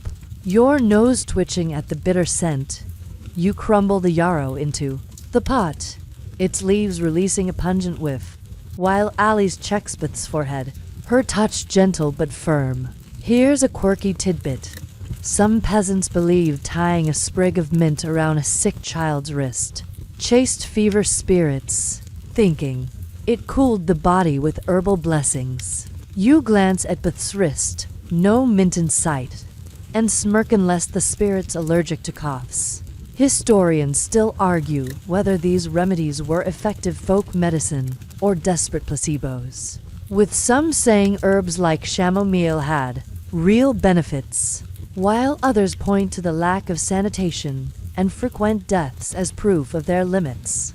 You're leaning toward placebos, but cough persists, and your yarrow broth smells more like lawn clippings than a cure. You stir the pot, steam stinging your eyes, and feel the hut's weight. Every herb's a hope against illness, but it's a fragile shield. You think back to the quern's dusty grind, a slog for bread, and see caregiving as its softer but no less vital cousin, nursing the village's survival through fever and fear. The stakes are high. A worsening illness could claim Beth, leaving Alice's family short-handed, and there's no medieval pharmacy to call. You notice John, Alice's husband, hauling firewood to keep the hearth warm. His face tense, he's at it again, just like in the fields and lean-to. You're impressed by their teamwork but anxious. The broth's thin, and Beth's rasps are a grim reminder of mortality. You recall the stream's fishing gamble and the garden's weedy struggle, proof every chore's a fight for life, and wonder if the fever spirits meant a prayer for healing or just a way to stay hopeful. You're starting to see why caregiving was a peasant's heart, why every brew was a stand against loss. You're tempted to ask Alice if her remedies ever fail, but her focused stirring says she's too deep in worry for chat. You smirk, picturing a modern equivalent, like brewing tea for a sick kid with no insurance and crossing your fingers. The hut's herbal steam swirls, but there's a story in every simmering leaf, and you're ready to keep going. Joke number 1. If this broth was a wellness blog, it'd be nettle nonsense. Cure coughs or just smell bad. The hearth crackles. The hut's chill barely eased, and you think of modern medicine pills, clinics, and almost laugh. This is medieval nursing, with a side of herb roulette. You're starting to get why caregiving ruled a peasant's kin, why every remedy was a labor of love. You smirk, picturing a modern equivalent, like raiding a pantry for cough syrup and hoping it's not expired.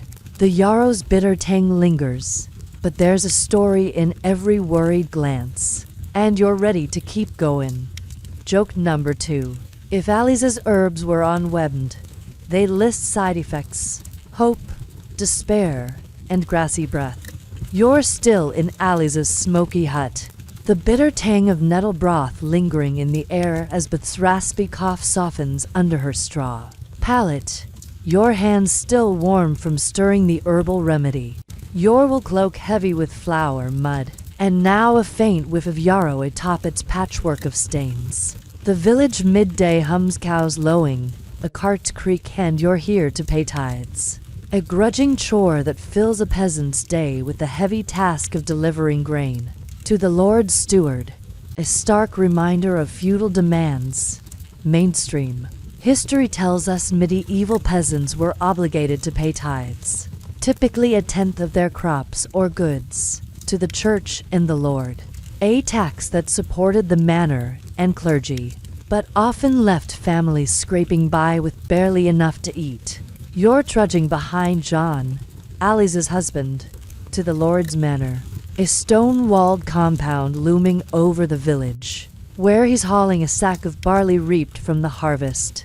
The air's crisp with spring's damp chill and the faint scent of milled grain, and your legs are weary from brewing, but you shoulder a smaller sack, its weight pulling at your blistered hands, bracing for a task that's more theft than tribute.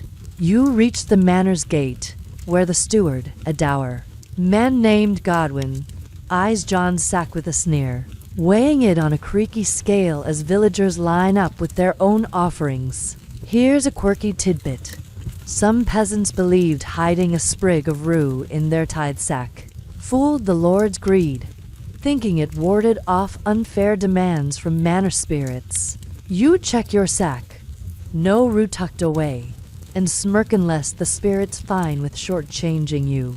Historians still argue whether tithes were a fair exchange for protection or an exploitative burden, with some saying they funded community needs like churches, while others point to the starvation they caused as a feudal stranglehold. You're leaning toward burden. John's jaw is tight, his sack half his harvest, and your own grains barely enough to dent the steward's tally. You heft the sack onto the scale, dust puffing, and feel the manor's grind every kernel's a lord's claim. not your bread. You think back to Bethsicht, a tender fight for life, and see tithes as its harsher cousin, taxing the villages. Survival with every grudging grain. The stakes are high. A short tithe could earn a fine or eviction, and the Lord's granary grows fat while your hut's pantry starves. You notice Alice nearby, delivering a basket of eggs her market barter.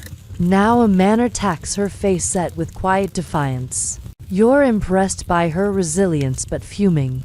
Godwin's already muttering about light loads, and your sack's not impressing him. You recall the garden's weedy struggle and the stream's empty nets, proof every chore's a fight for scraps, and wonder if the Lord's greed rues a prayer for justice or just a futile hope. You're starting to see why tithes were a peasant's yoke, why every sack was a forced surrender. You're tempted to ask John if he's ever hid grain from Godwin, but his curt nod says he's too focused on keeping his family fed. You smirk, picturing a modern equivalent, like forking over half your paycheck to a landlord and getting a leaky roof in return. The manor's shadow looms, but there's a story in every grudging grain, and you're ready to keep going. Joke number 1. If this tithe was a tax app, it'd be feudal fees. 100% take, 0% fair. The village hums beyond the gate clucks, a hammer's clang, and you think of modern taxes forms, deductions, and almost laugh. This is medieval dues, with a side of serfdom roulette. You're starting to get why tithes ruled a peasant's harvest, why every kernel was a lord's grip. You smirk, picturing a modern equivalent, like Venmoing your boss half your gig earnings for office vibes. The steward's scale creaks, but there's a story in every weighed sack, and you're ready to keep going. Joke number 2. If Godwin's ledger was on X, he'd post another tithe, another win, hashtag Lord Life, peasants DM for mercy. You're trudging away from the Lord's manor, the steward Godwin's sneer still burning in your mind as you adjust your lightened sack, now nearly empty after the tithe. Your will cloak heavy with mud, flour, and the faint dust of barley from the manor's scale. The village midday hums cows lowing, a cart's creak, and you're here to hunt small game. A sneaky task that fills a peasant's day with setting snares in the woods to catch rabbits or birds, a risky bid for meat in a diet lean on protein. Mainstream history tells us medieval peasants occasionally hunted small game, despite strict lordly laws reserving larger animals like deer for nobles, using simple traps or slings to snag rabbits, hares, or pigeons, though poaching could bring harsh fines or whippings.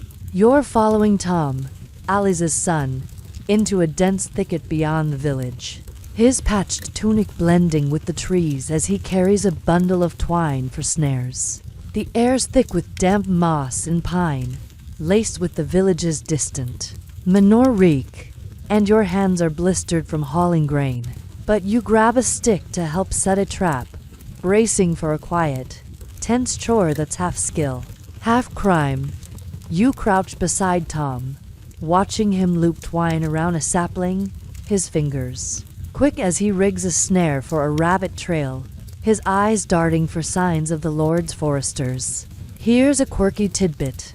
Some peasants believed scattering a pinch of salt near a snare Lord Game's spirit, thinking it drew animals with a promise of earthy blessings.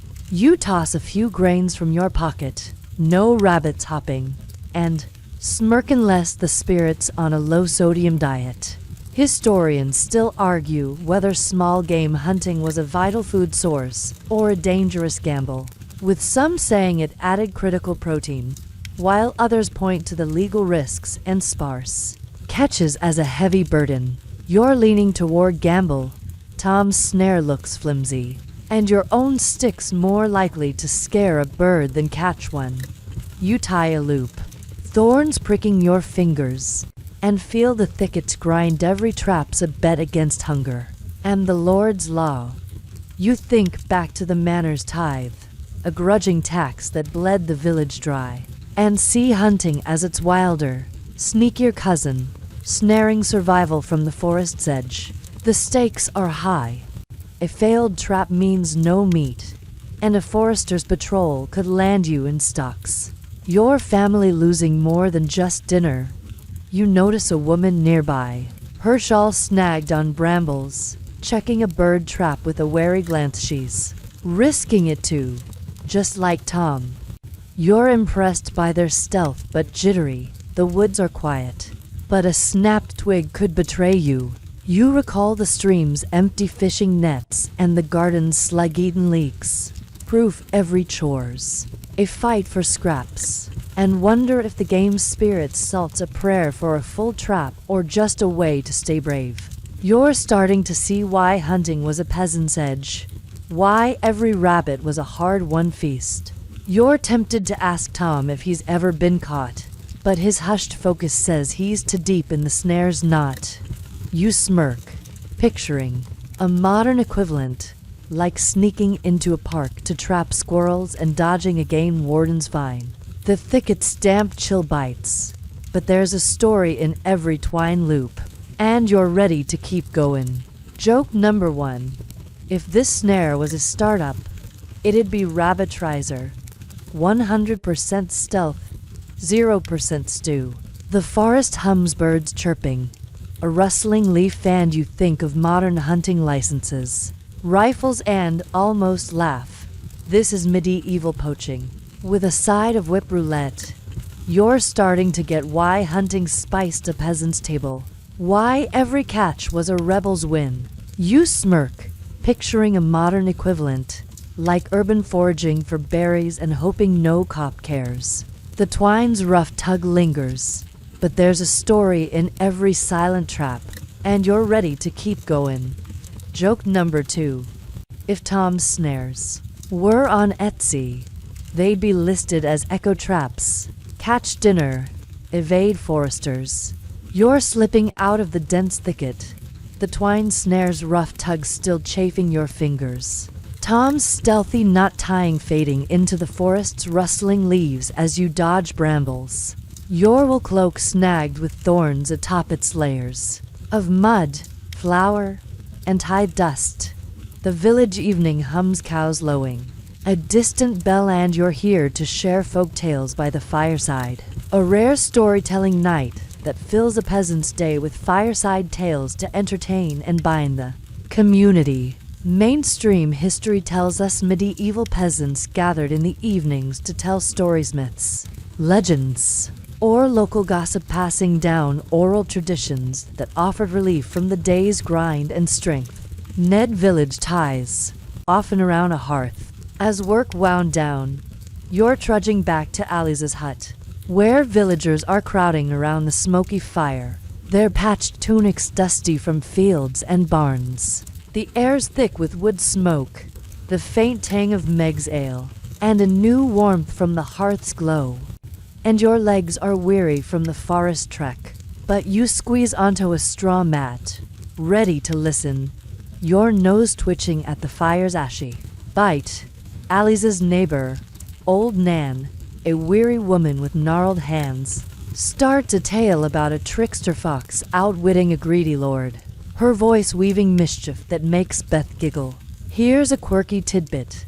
Some peasants believed telling stories under a new moon wove the village's fate, thinking it pleased hearth spirits to protect their homes.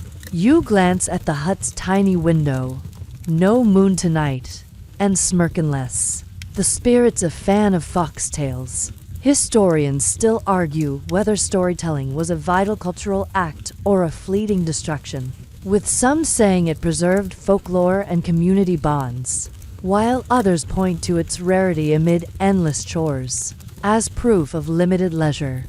You're leaning toward distraction. Beth's eyes sparkle, but Alice's yawn betrays the day's toll, and your own back aches from every chore since dawn. You clap for Nan's tale, ash flecking your cloak, and feel the hut's warmth. Every story's a pause in the grind, but it's brief. You think back to Tom's sneaky hunting, a risky bid for meat, and see storytelling as its softer cousin, weaving the village's spirit with words instead of snares. The stakes are high. A dull tale could bore the crowd, wasting precious firelight, and the Lord's overseer might frown on idle gatherings. You notice John, Alice's husband, adding a log to the fire, his face relaxed for once. He's at it again, supporting the family even here. You're impressed by their togetherness but restless, the smoke stinging your eyes, and Beth's cough from her sick days lingers in your mind. You recall the manor's tithe, a harsh tax, on survival, and wonder if the village's fate moontelling's a prayer for better days or just a way to stay awake. You're starting to see why stories were a peasant's spark, why every tale was a shared escape. You're tempted to share a story maybe about the stream's empty nets, but Nan's next tale, about a haunted mill, grabs the room, and you hold back. You smirk, picturing a modern equivalent, like swapping ghost stories at a campfire with no cell service and all the vibes. The hearth's glow pulses, but there's a story in every flickering tale, and you're ready to keep going. Joke number 1. If Nan's Tales were a podcast, it'd be Fireside Fables. 100% foxes, 0% fact check. The hut's warmth softens, the villages hum a gentle backdrop, and you think of modern nights Netflix, cozy blankets and almost laugh. This is medieval leisure, with a side of smoke roulette. You're starting to get why stories lit a peasant's evenings, why every yarn was a community's glow. You smirk, picturing a modern equivalent, like posting a creepy story on Reddit and hoping it goes viral. The fire's crackle fades, but there's a story in every shared laugh, and you're ready to keep going. Joke number 2. If old Nan was on TikTok, she'd trend with hashtag foxtails. Spooky vibes, no Wi-Fi needed. You're easing away from Alice's smoky hut, old Nan's trickster foxtail still sparking laughter in your mind. The hearth's fading glow warming the straw mat as you brush ash from your wool cloak, now heavy with mud, flour, and story time. Soot atop its layers of thorns and tide dust, the village evening hums cows lowing. A distant dog's bark and you're here to maintain fences, a thorny, tedious chore that fills a peasant's day with the gritty work of repairing hedgerows to protect crops from wandering animals or thieves. Mainstream history tells us medieval peasants built and maintained fences, often using woven branches, thorns, or ditches, to safeguard fields and gardens from livestock or poachers. A crucial task to ensure the harvest wasn't trampled or stolen, though it demanded constant upkeep. You're trudging behind John, Alice's husband, to a field's edge, where a sagging hedgerow of tangled hawthorn and willow gaps dangerously, letting in a neighbor's goat. The air's cool with spring's evening chill, laced with the earthy tang of turned soil and faint village manure. And your hands are raw from storytime clapping, but you grab a bundle of willow switches, bracing for a prickly job that's more defense than decoration. You weave a switch into the hedge, its thorns snagging your fingers as John hacks at overgrown branches with a rusty billhook, his scarred hands steady despite the day's toll. Here's a quirky tidbit. Some peasants believed planting a rowan twig in a fence warded off crop curses, thinking it blocked malicious spirits from spoiling the harvest. You tuck a stray stick into the hedge, no spirits fleeing, and smirking less. The curse is lousy weaving. Historians still argue whether fence maintenance was a communal effort or a punishing solo task, with some saying villagers shared the work to protect shared fields, while others point to the labor's physical toll and frequent breaches as a relentless burden. You're leaning toward burden. John's grumbling about a trampled wheat patch, and your own weavings barely holding the hedge together, thorns drawing blood. You twist another switch, the hedge creaking, and feel the fields grind. Every branch is a shield for the crops, but it's a battle against nature and neighbors. You think back to Nan's fireside tales, a fleeting escape from the day's grind, and see fence mending as its pricklier cousin, guarding the village's survival with every thorny knot. The stakes are high. A weak fence could let goats or thieves ruin the harvest, leaving your family hungry, and the Lord's overseer doesn't forgive lost crops. You notice Tom, Alice's son, hauling more switches, his face set with the same grit as in the thicket and fields. He's at it again. No rest for the young. You're impressed by their teamwork but wincing. The thorns are relentless, and your fingers are a bloody mess. You recall the tide's heavy grain sacks and the stream's empty nets. Proof every chore's a fight for scraps, and wonder if the crop curses ruins a prayer for a secure field, or just a way to stay hopeful. You're starting to see why fences were a peasant's wall, why every knot was a stand against loss. You're tempted to ask John if goats ever give up, but his sharp hack at a branch says he's too focused on the hedge. You smirk, picturing a modern equivalent, like fixing a chain-link fence in a sketchy neighborhood and dodging stray dogs. The field's chill bites, but there's a story in every thorny weave, and you're ready to keep going. Joke number 1. If this hedge was a security system, it'd be thorn guard. 100% pricks, 0% promises. The village hums beyond the field clucks, a hammer's clang, and you think of modern fences metal, electric, and almost laugh. This is medieval defense, with a side of splinter roulette. You're starting to get why fences ruled a peasant's fields, why every branch was a labor one. You smirk, picturing a modern equivalent, like rigging barbed wire around a community garden and hoping it stops raccoons. The hedge's thorns snag, but there's a story in every woven switch, and you're ready to keep going. Joke number 2. If John's billhook was on Etsy, it'd be listed as rustic slicer, cuts hedges, dreams optional. You're trudging away from the thorny hedgerow, your fingers stinging from weaving willow switches. The faint creak of John's billhook fading as you shake off brambles.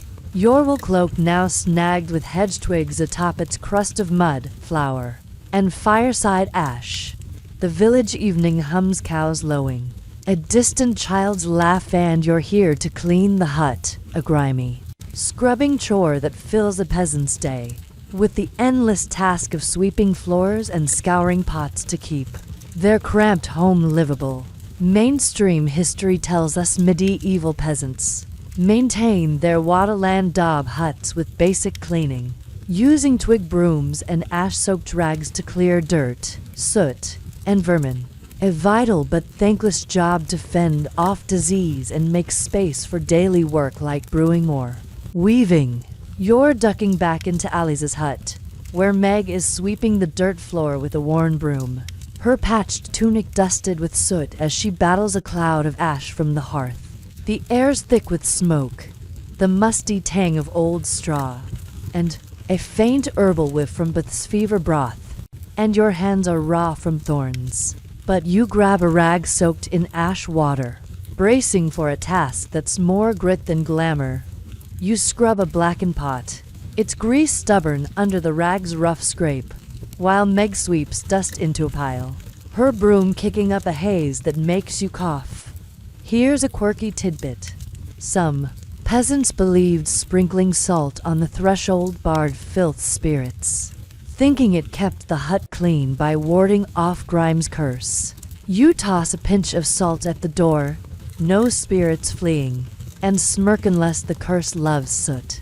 Historians still argue whether hut cleaning was a practical necessity or a Sisyphean burden, with some saying it preserved health in cramped spaces, while others point to the endless dirt and vermin as a relentless foe.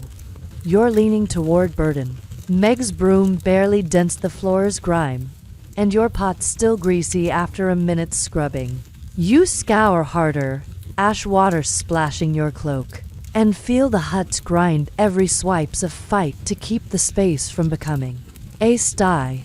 You think back to John's fence mending, a thorny shield for the fields, and see cleaning as its humbler cousin, scrubbing survival into the hut's cramped heart. The stakes are high. A filthy hut could breed fleas or sickness, endangering Beth's fragile recovery, and there's no medieval Lysol to save the day. You notice Alice's youngest, Beth, now up from her sick, tossing straw scraps into the fire, her small hands at it again, just like in the garden and feast. You're impressed by their teamwork, but wheezing, the dust's a fog, and you're not built for this sooty sauna. You recall the tide's heavy grain and the forest's sneaky snares.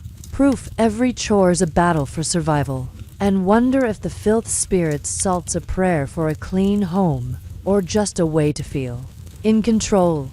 You're starting to see why cleaning was a peasant's defense, why every sweep was a stand against chaos. You're tempted to ask Meg if she's ever given up on the grime, but her fierce sweeping says she's too deep in the dirt fight. You smirk, picturing a modern equivalent, like scrubbing a tiny apartment with dollar store cleaner and praying the roaches retreat. The hut's smoky haze swirls, but there's a story in every gritty scrub, and you're ready to keep going. Joke number 1. If this broom was a Roomba, it'd be Dustbuster 1350. 100% jam, 0% clean.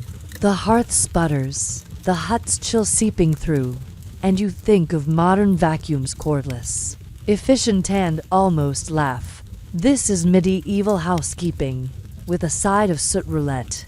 You're starting to get why cleaning ruled a peasant's home, why every sweep was a labor one. You smirk, picturing a modern equivalent, like wiping down a dorm kitchen after a party, and hoping it's not futile. The rag's greasy bite lingers, but there's a story in every swept pile, and you're ready to keep going. Joke number 2. If Meg's broom was on Amazon, it'd get 1 star for sweeps dust, stirs despair. You're stepping out of Alice's smoky hut, the greasy rag's sooty residue still clinging to your hands. Meg's relentless sweeping fading behind you as you shake off dust. Your wool cloak now streaked with ash water atop its crust of mud, flour, and hedgerow thorns. The village evening hums cows lowing, a distant hammer's clang, and you're here to patch the barnyard, a wobbly, makeshift chore that fills a peasant's day with fixing leaky barns and rickety pens to protect livestock from weather and thieves. Mainstream history tells us medieval peasants maintained their barns and animal pens with scavenged wood, straw, or mud, patching leaks and reinforcing fences to keep cows, pigs, and chickens safe, a critical task to safeguard their livelihood against storms or predators. You're trudging behind Tom, Alice's son, to the barnyard, a muddy patch beside the hut where a sagging barn leans dangerously, its roof half-stripped by winter winds. The air's cool with spring's evening damp, laced with the familiar reek of manure and wet straw, and your hands are raw from scrubbing pots. But you grab a bundle of salvaged planks, bracing for a task that's more cobble than carpentry. You hammer a plank over a hole in the barn's wall, its splintered edge wobbling as Tom slaps mud to seal gaps, his patched tunic soaked with sweat despite the chill. Here's a quirky tidbit. Some peasants believed nailing a horseshoe above the barn door locked out storm spirits, thinking it shielded livestock from bad weather or ill luck. You eye the door, no horseshoe in sight, and smirk unless the spirit's fine with leaks. Historians still argue whether barnyard repairs were a practical necessity or a losing battle, with some saying peasants honed resourceful fixes, while Others point to the shoddy materials and frequent collapses as a relentless burden. You're leaning toward losing battle. Tom's mud patch is already sliding, and your planks more gap than fix, the barn creaking ominously.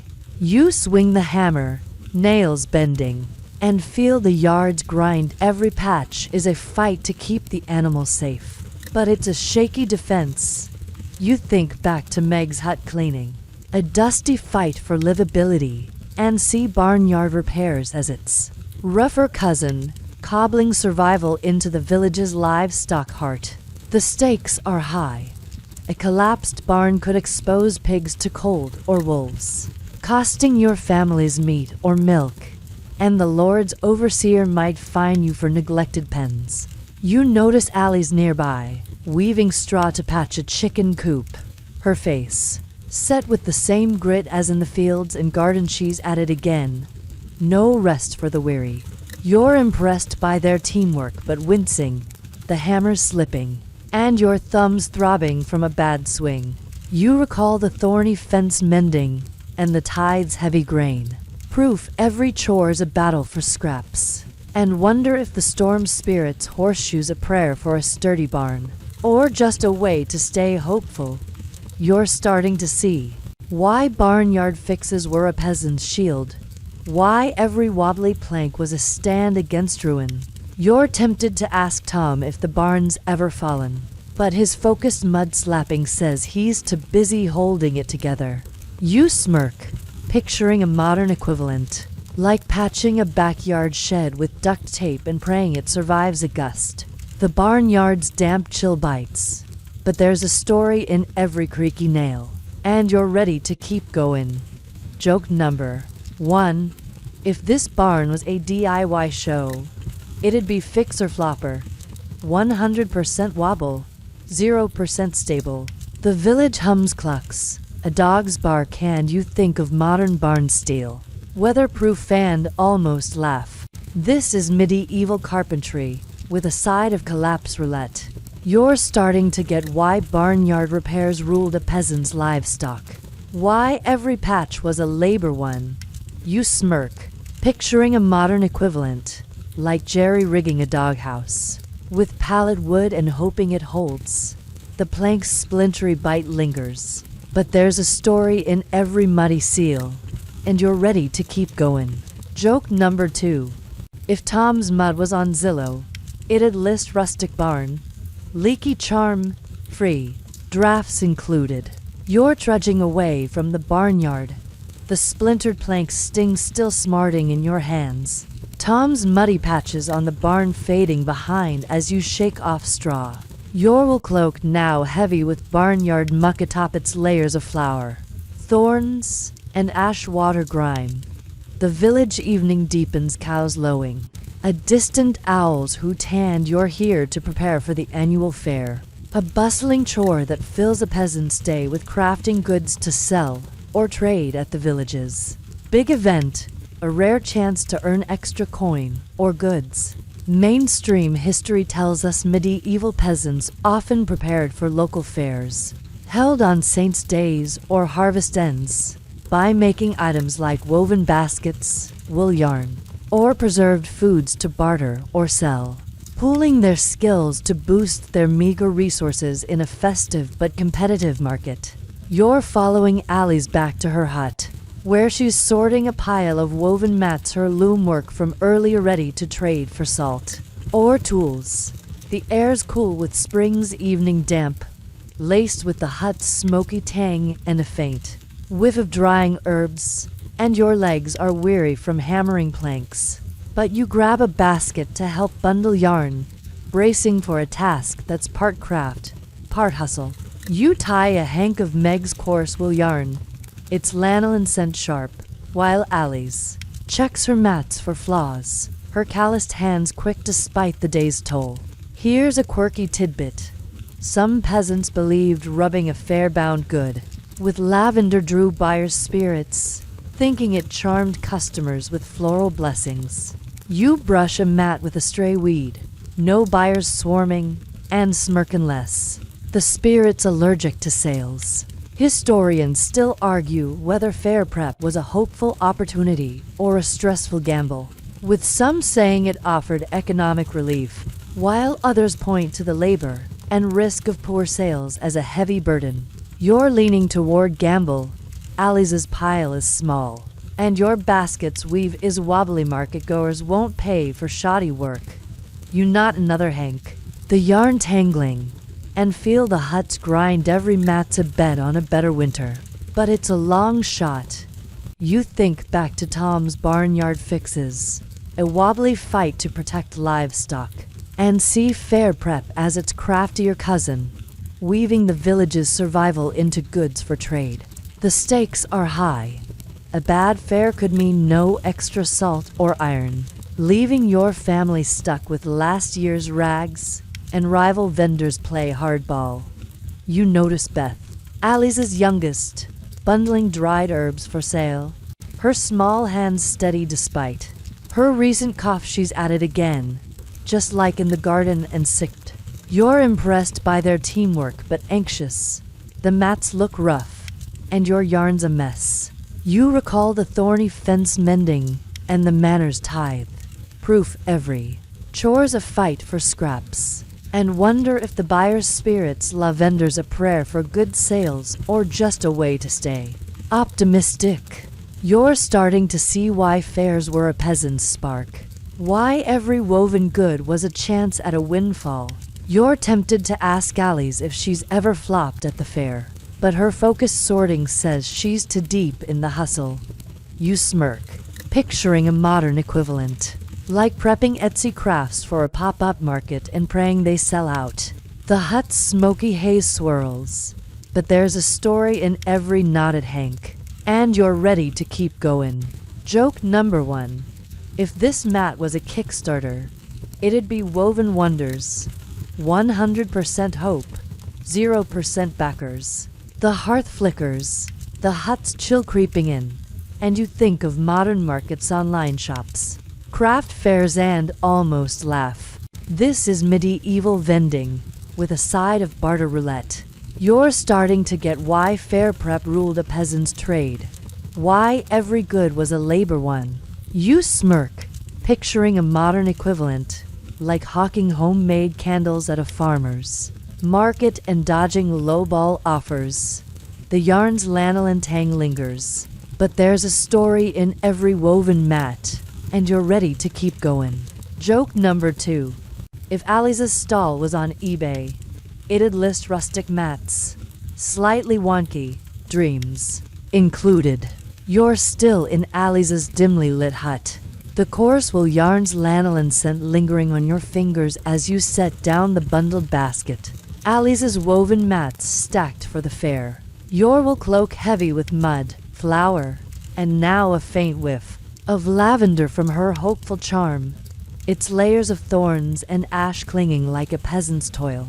The village evening deepens, cows lowing. A soft wind's rustle, and you're here to help neighbors. A shared chore that fills a peasant's day with lending a hand to ease the collective burden of survival, strengthening the community's fragile bonds. Mainstream history tells us medieval peasants often worked together, helping neighbors with tasks like hauling wood, fixing roofs, or harvesting, as mutual aid was key to surviving the harsh feudal system, especially in small villages where every family's labor was interconnected. You're following John, Alice's husband, to a neighboring hut, where their friend, Old Nan the fireside storyteller, needs help repairing a collapsed fence to keep her goats from straying. The air's cool with spring's evening damp, laced with the village's manure tang and a faint smoke from Nan's hearth. And your arms ache from fair prep, but you grab a bundle of willow switches, bracing for a task that's more camaraderie than carpentry. You weave a switch into Nan's sagging fence, its thorns pricking your already raw fingers as John hammers a post, his scarred hands steady despite the day's grind. Here's a quirky tidbit. Some peasants believed tying a knot in a shared task's twine bound the village's strength. thinking it wove their efforts into a communal blessing for resilience. You not a loose switch, no strength surging, and smirk unless the blessing's extra blisters. Historians still argue whether neighborly help was a vital lifeline or a strained obligation, with some saying it built trust and survival networks, while others point to the added labor on already exhausted families as a heavy cost. You're leaning toward cost. Nan's grateful smile is warm, but your back's screaming, and John's muttering about his own unplowed field. You twist another switch, the fence creaking, and feel the yards grind. Every knot's a gift to Nan, but it's one less hour for your own chores. You think back to Alice's fair prep, a crafty hustle for trade, and see helping neighbors as its selfless cousin, weaving the village's survival through shared sweat. The stakes are high. Refusing aid could sour ties, leaving you shunned when your own barn leaks. And a weak fence might let Nan's goats ruin the Lord's crops, earning fines for all. You notice Tom, Alice's son, hauling more switches, his face set with the same grit as in the thicket and barnyard. He's at it again. No rest for the young. You're impressed by their generosity but aching. The thorns are relentless, and your hands are a bloody mess.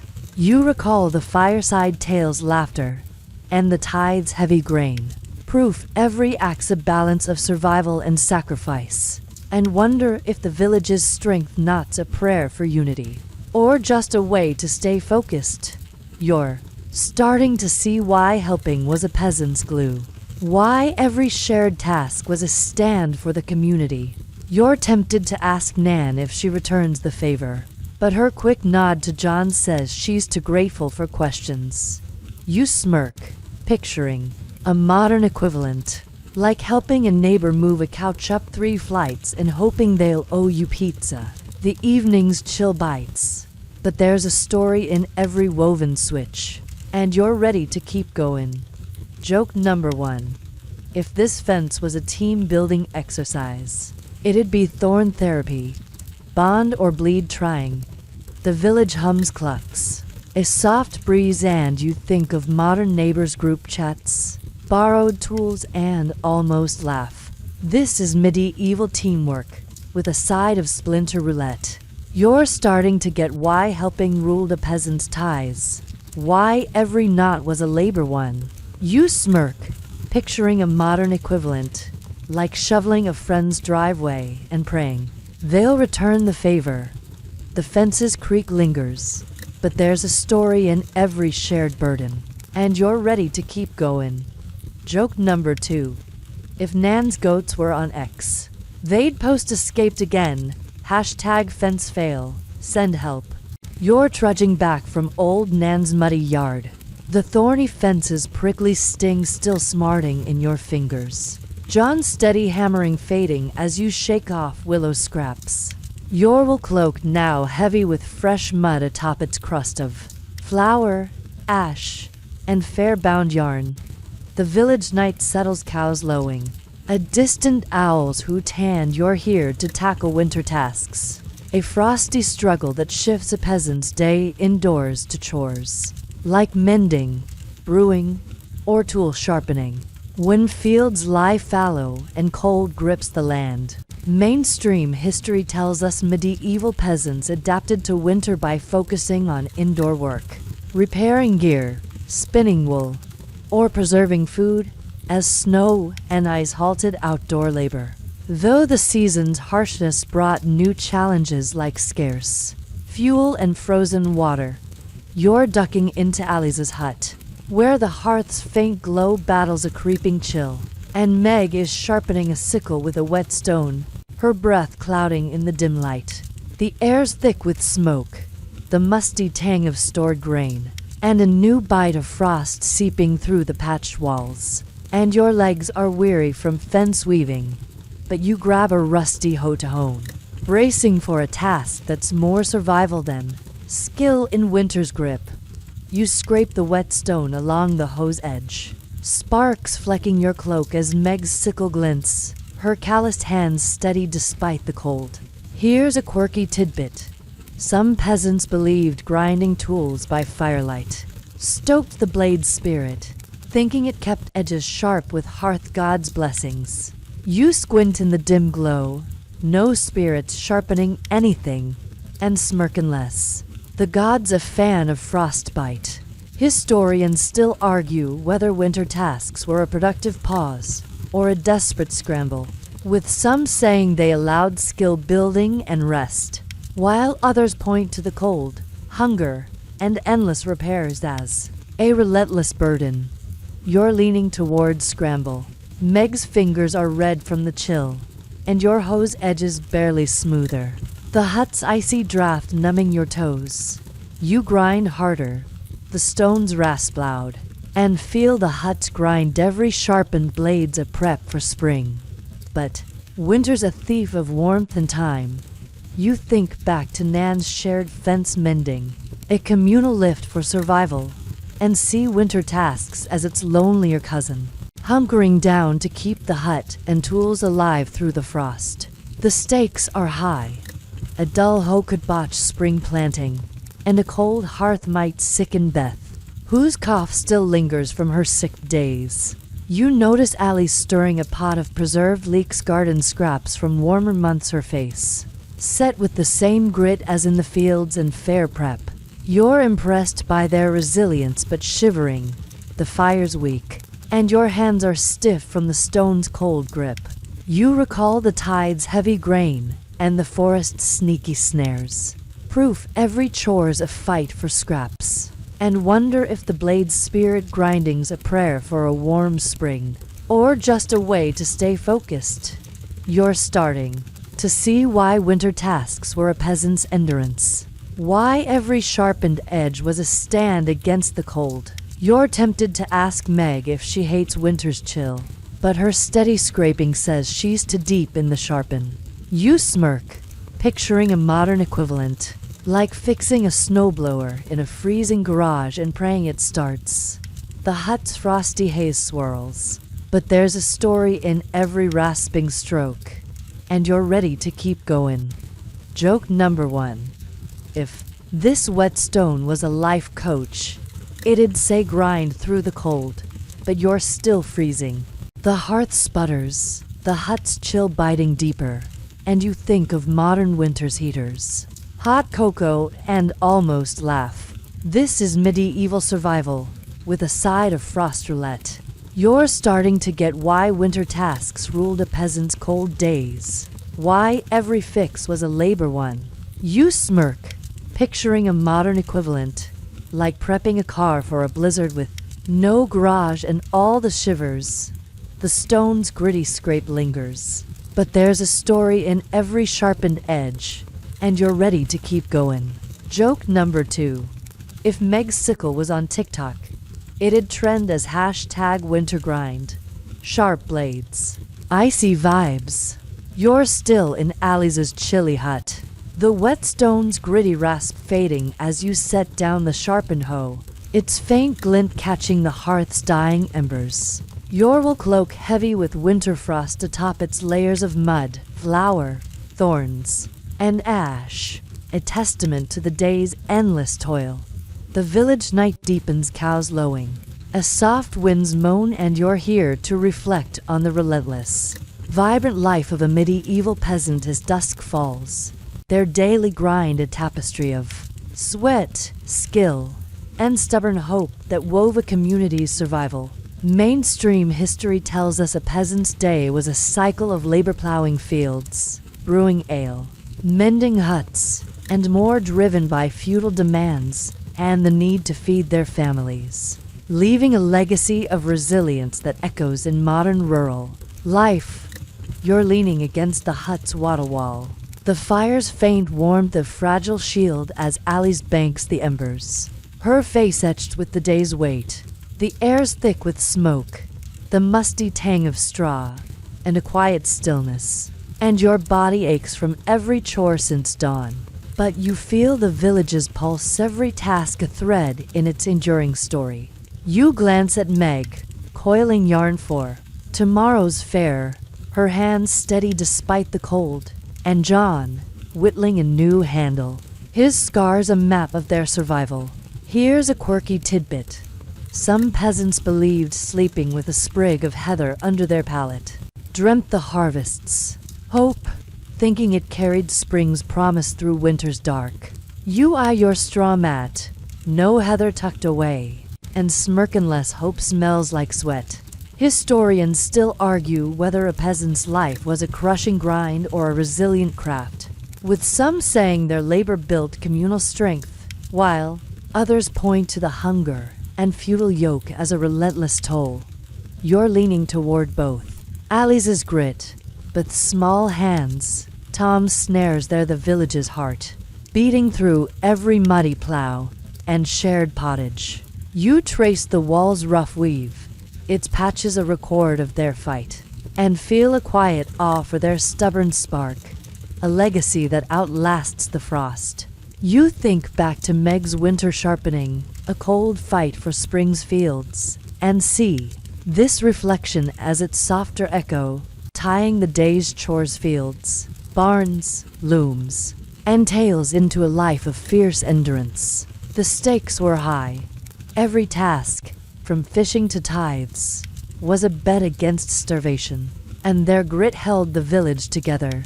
You recall Nan's fireside foxtail, a fleeting joy, and marvel at how they carved hope from hardship, like weaving cloth from thorny wool.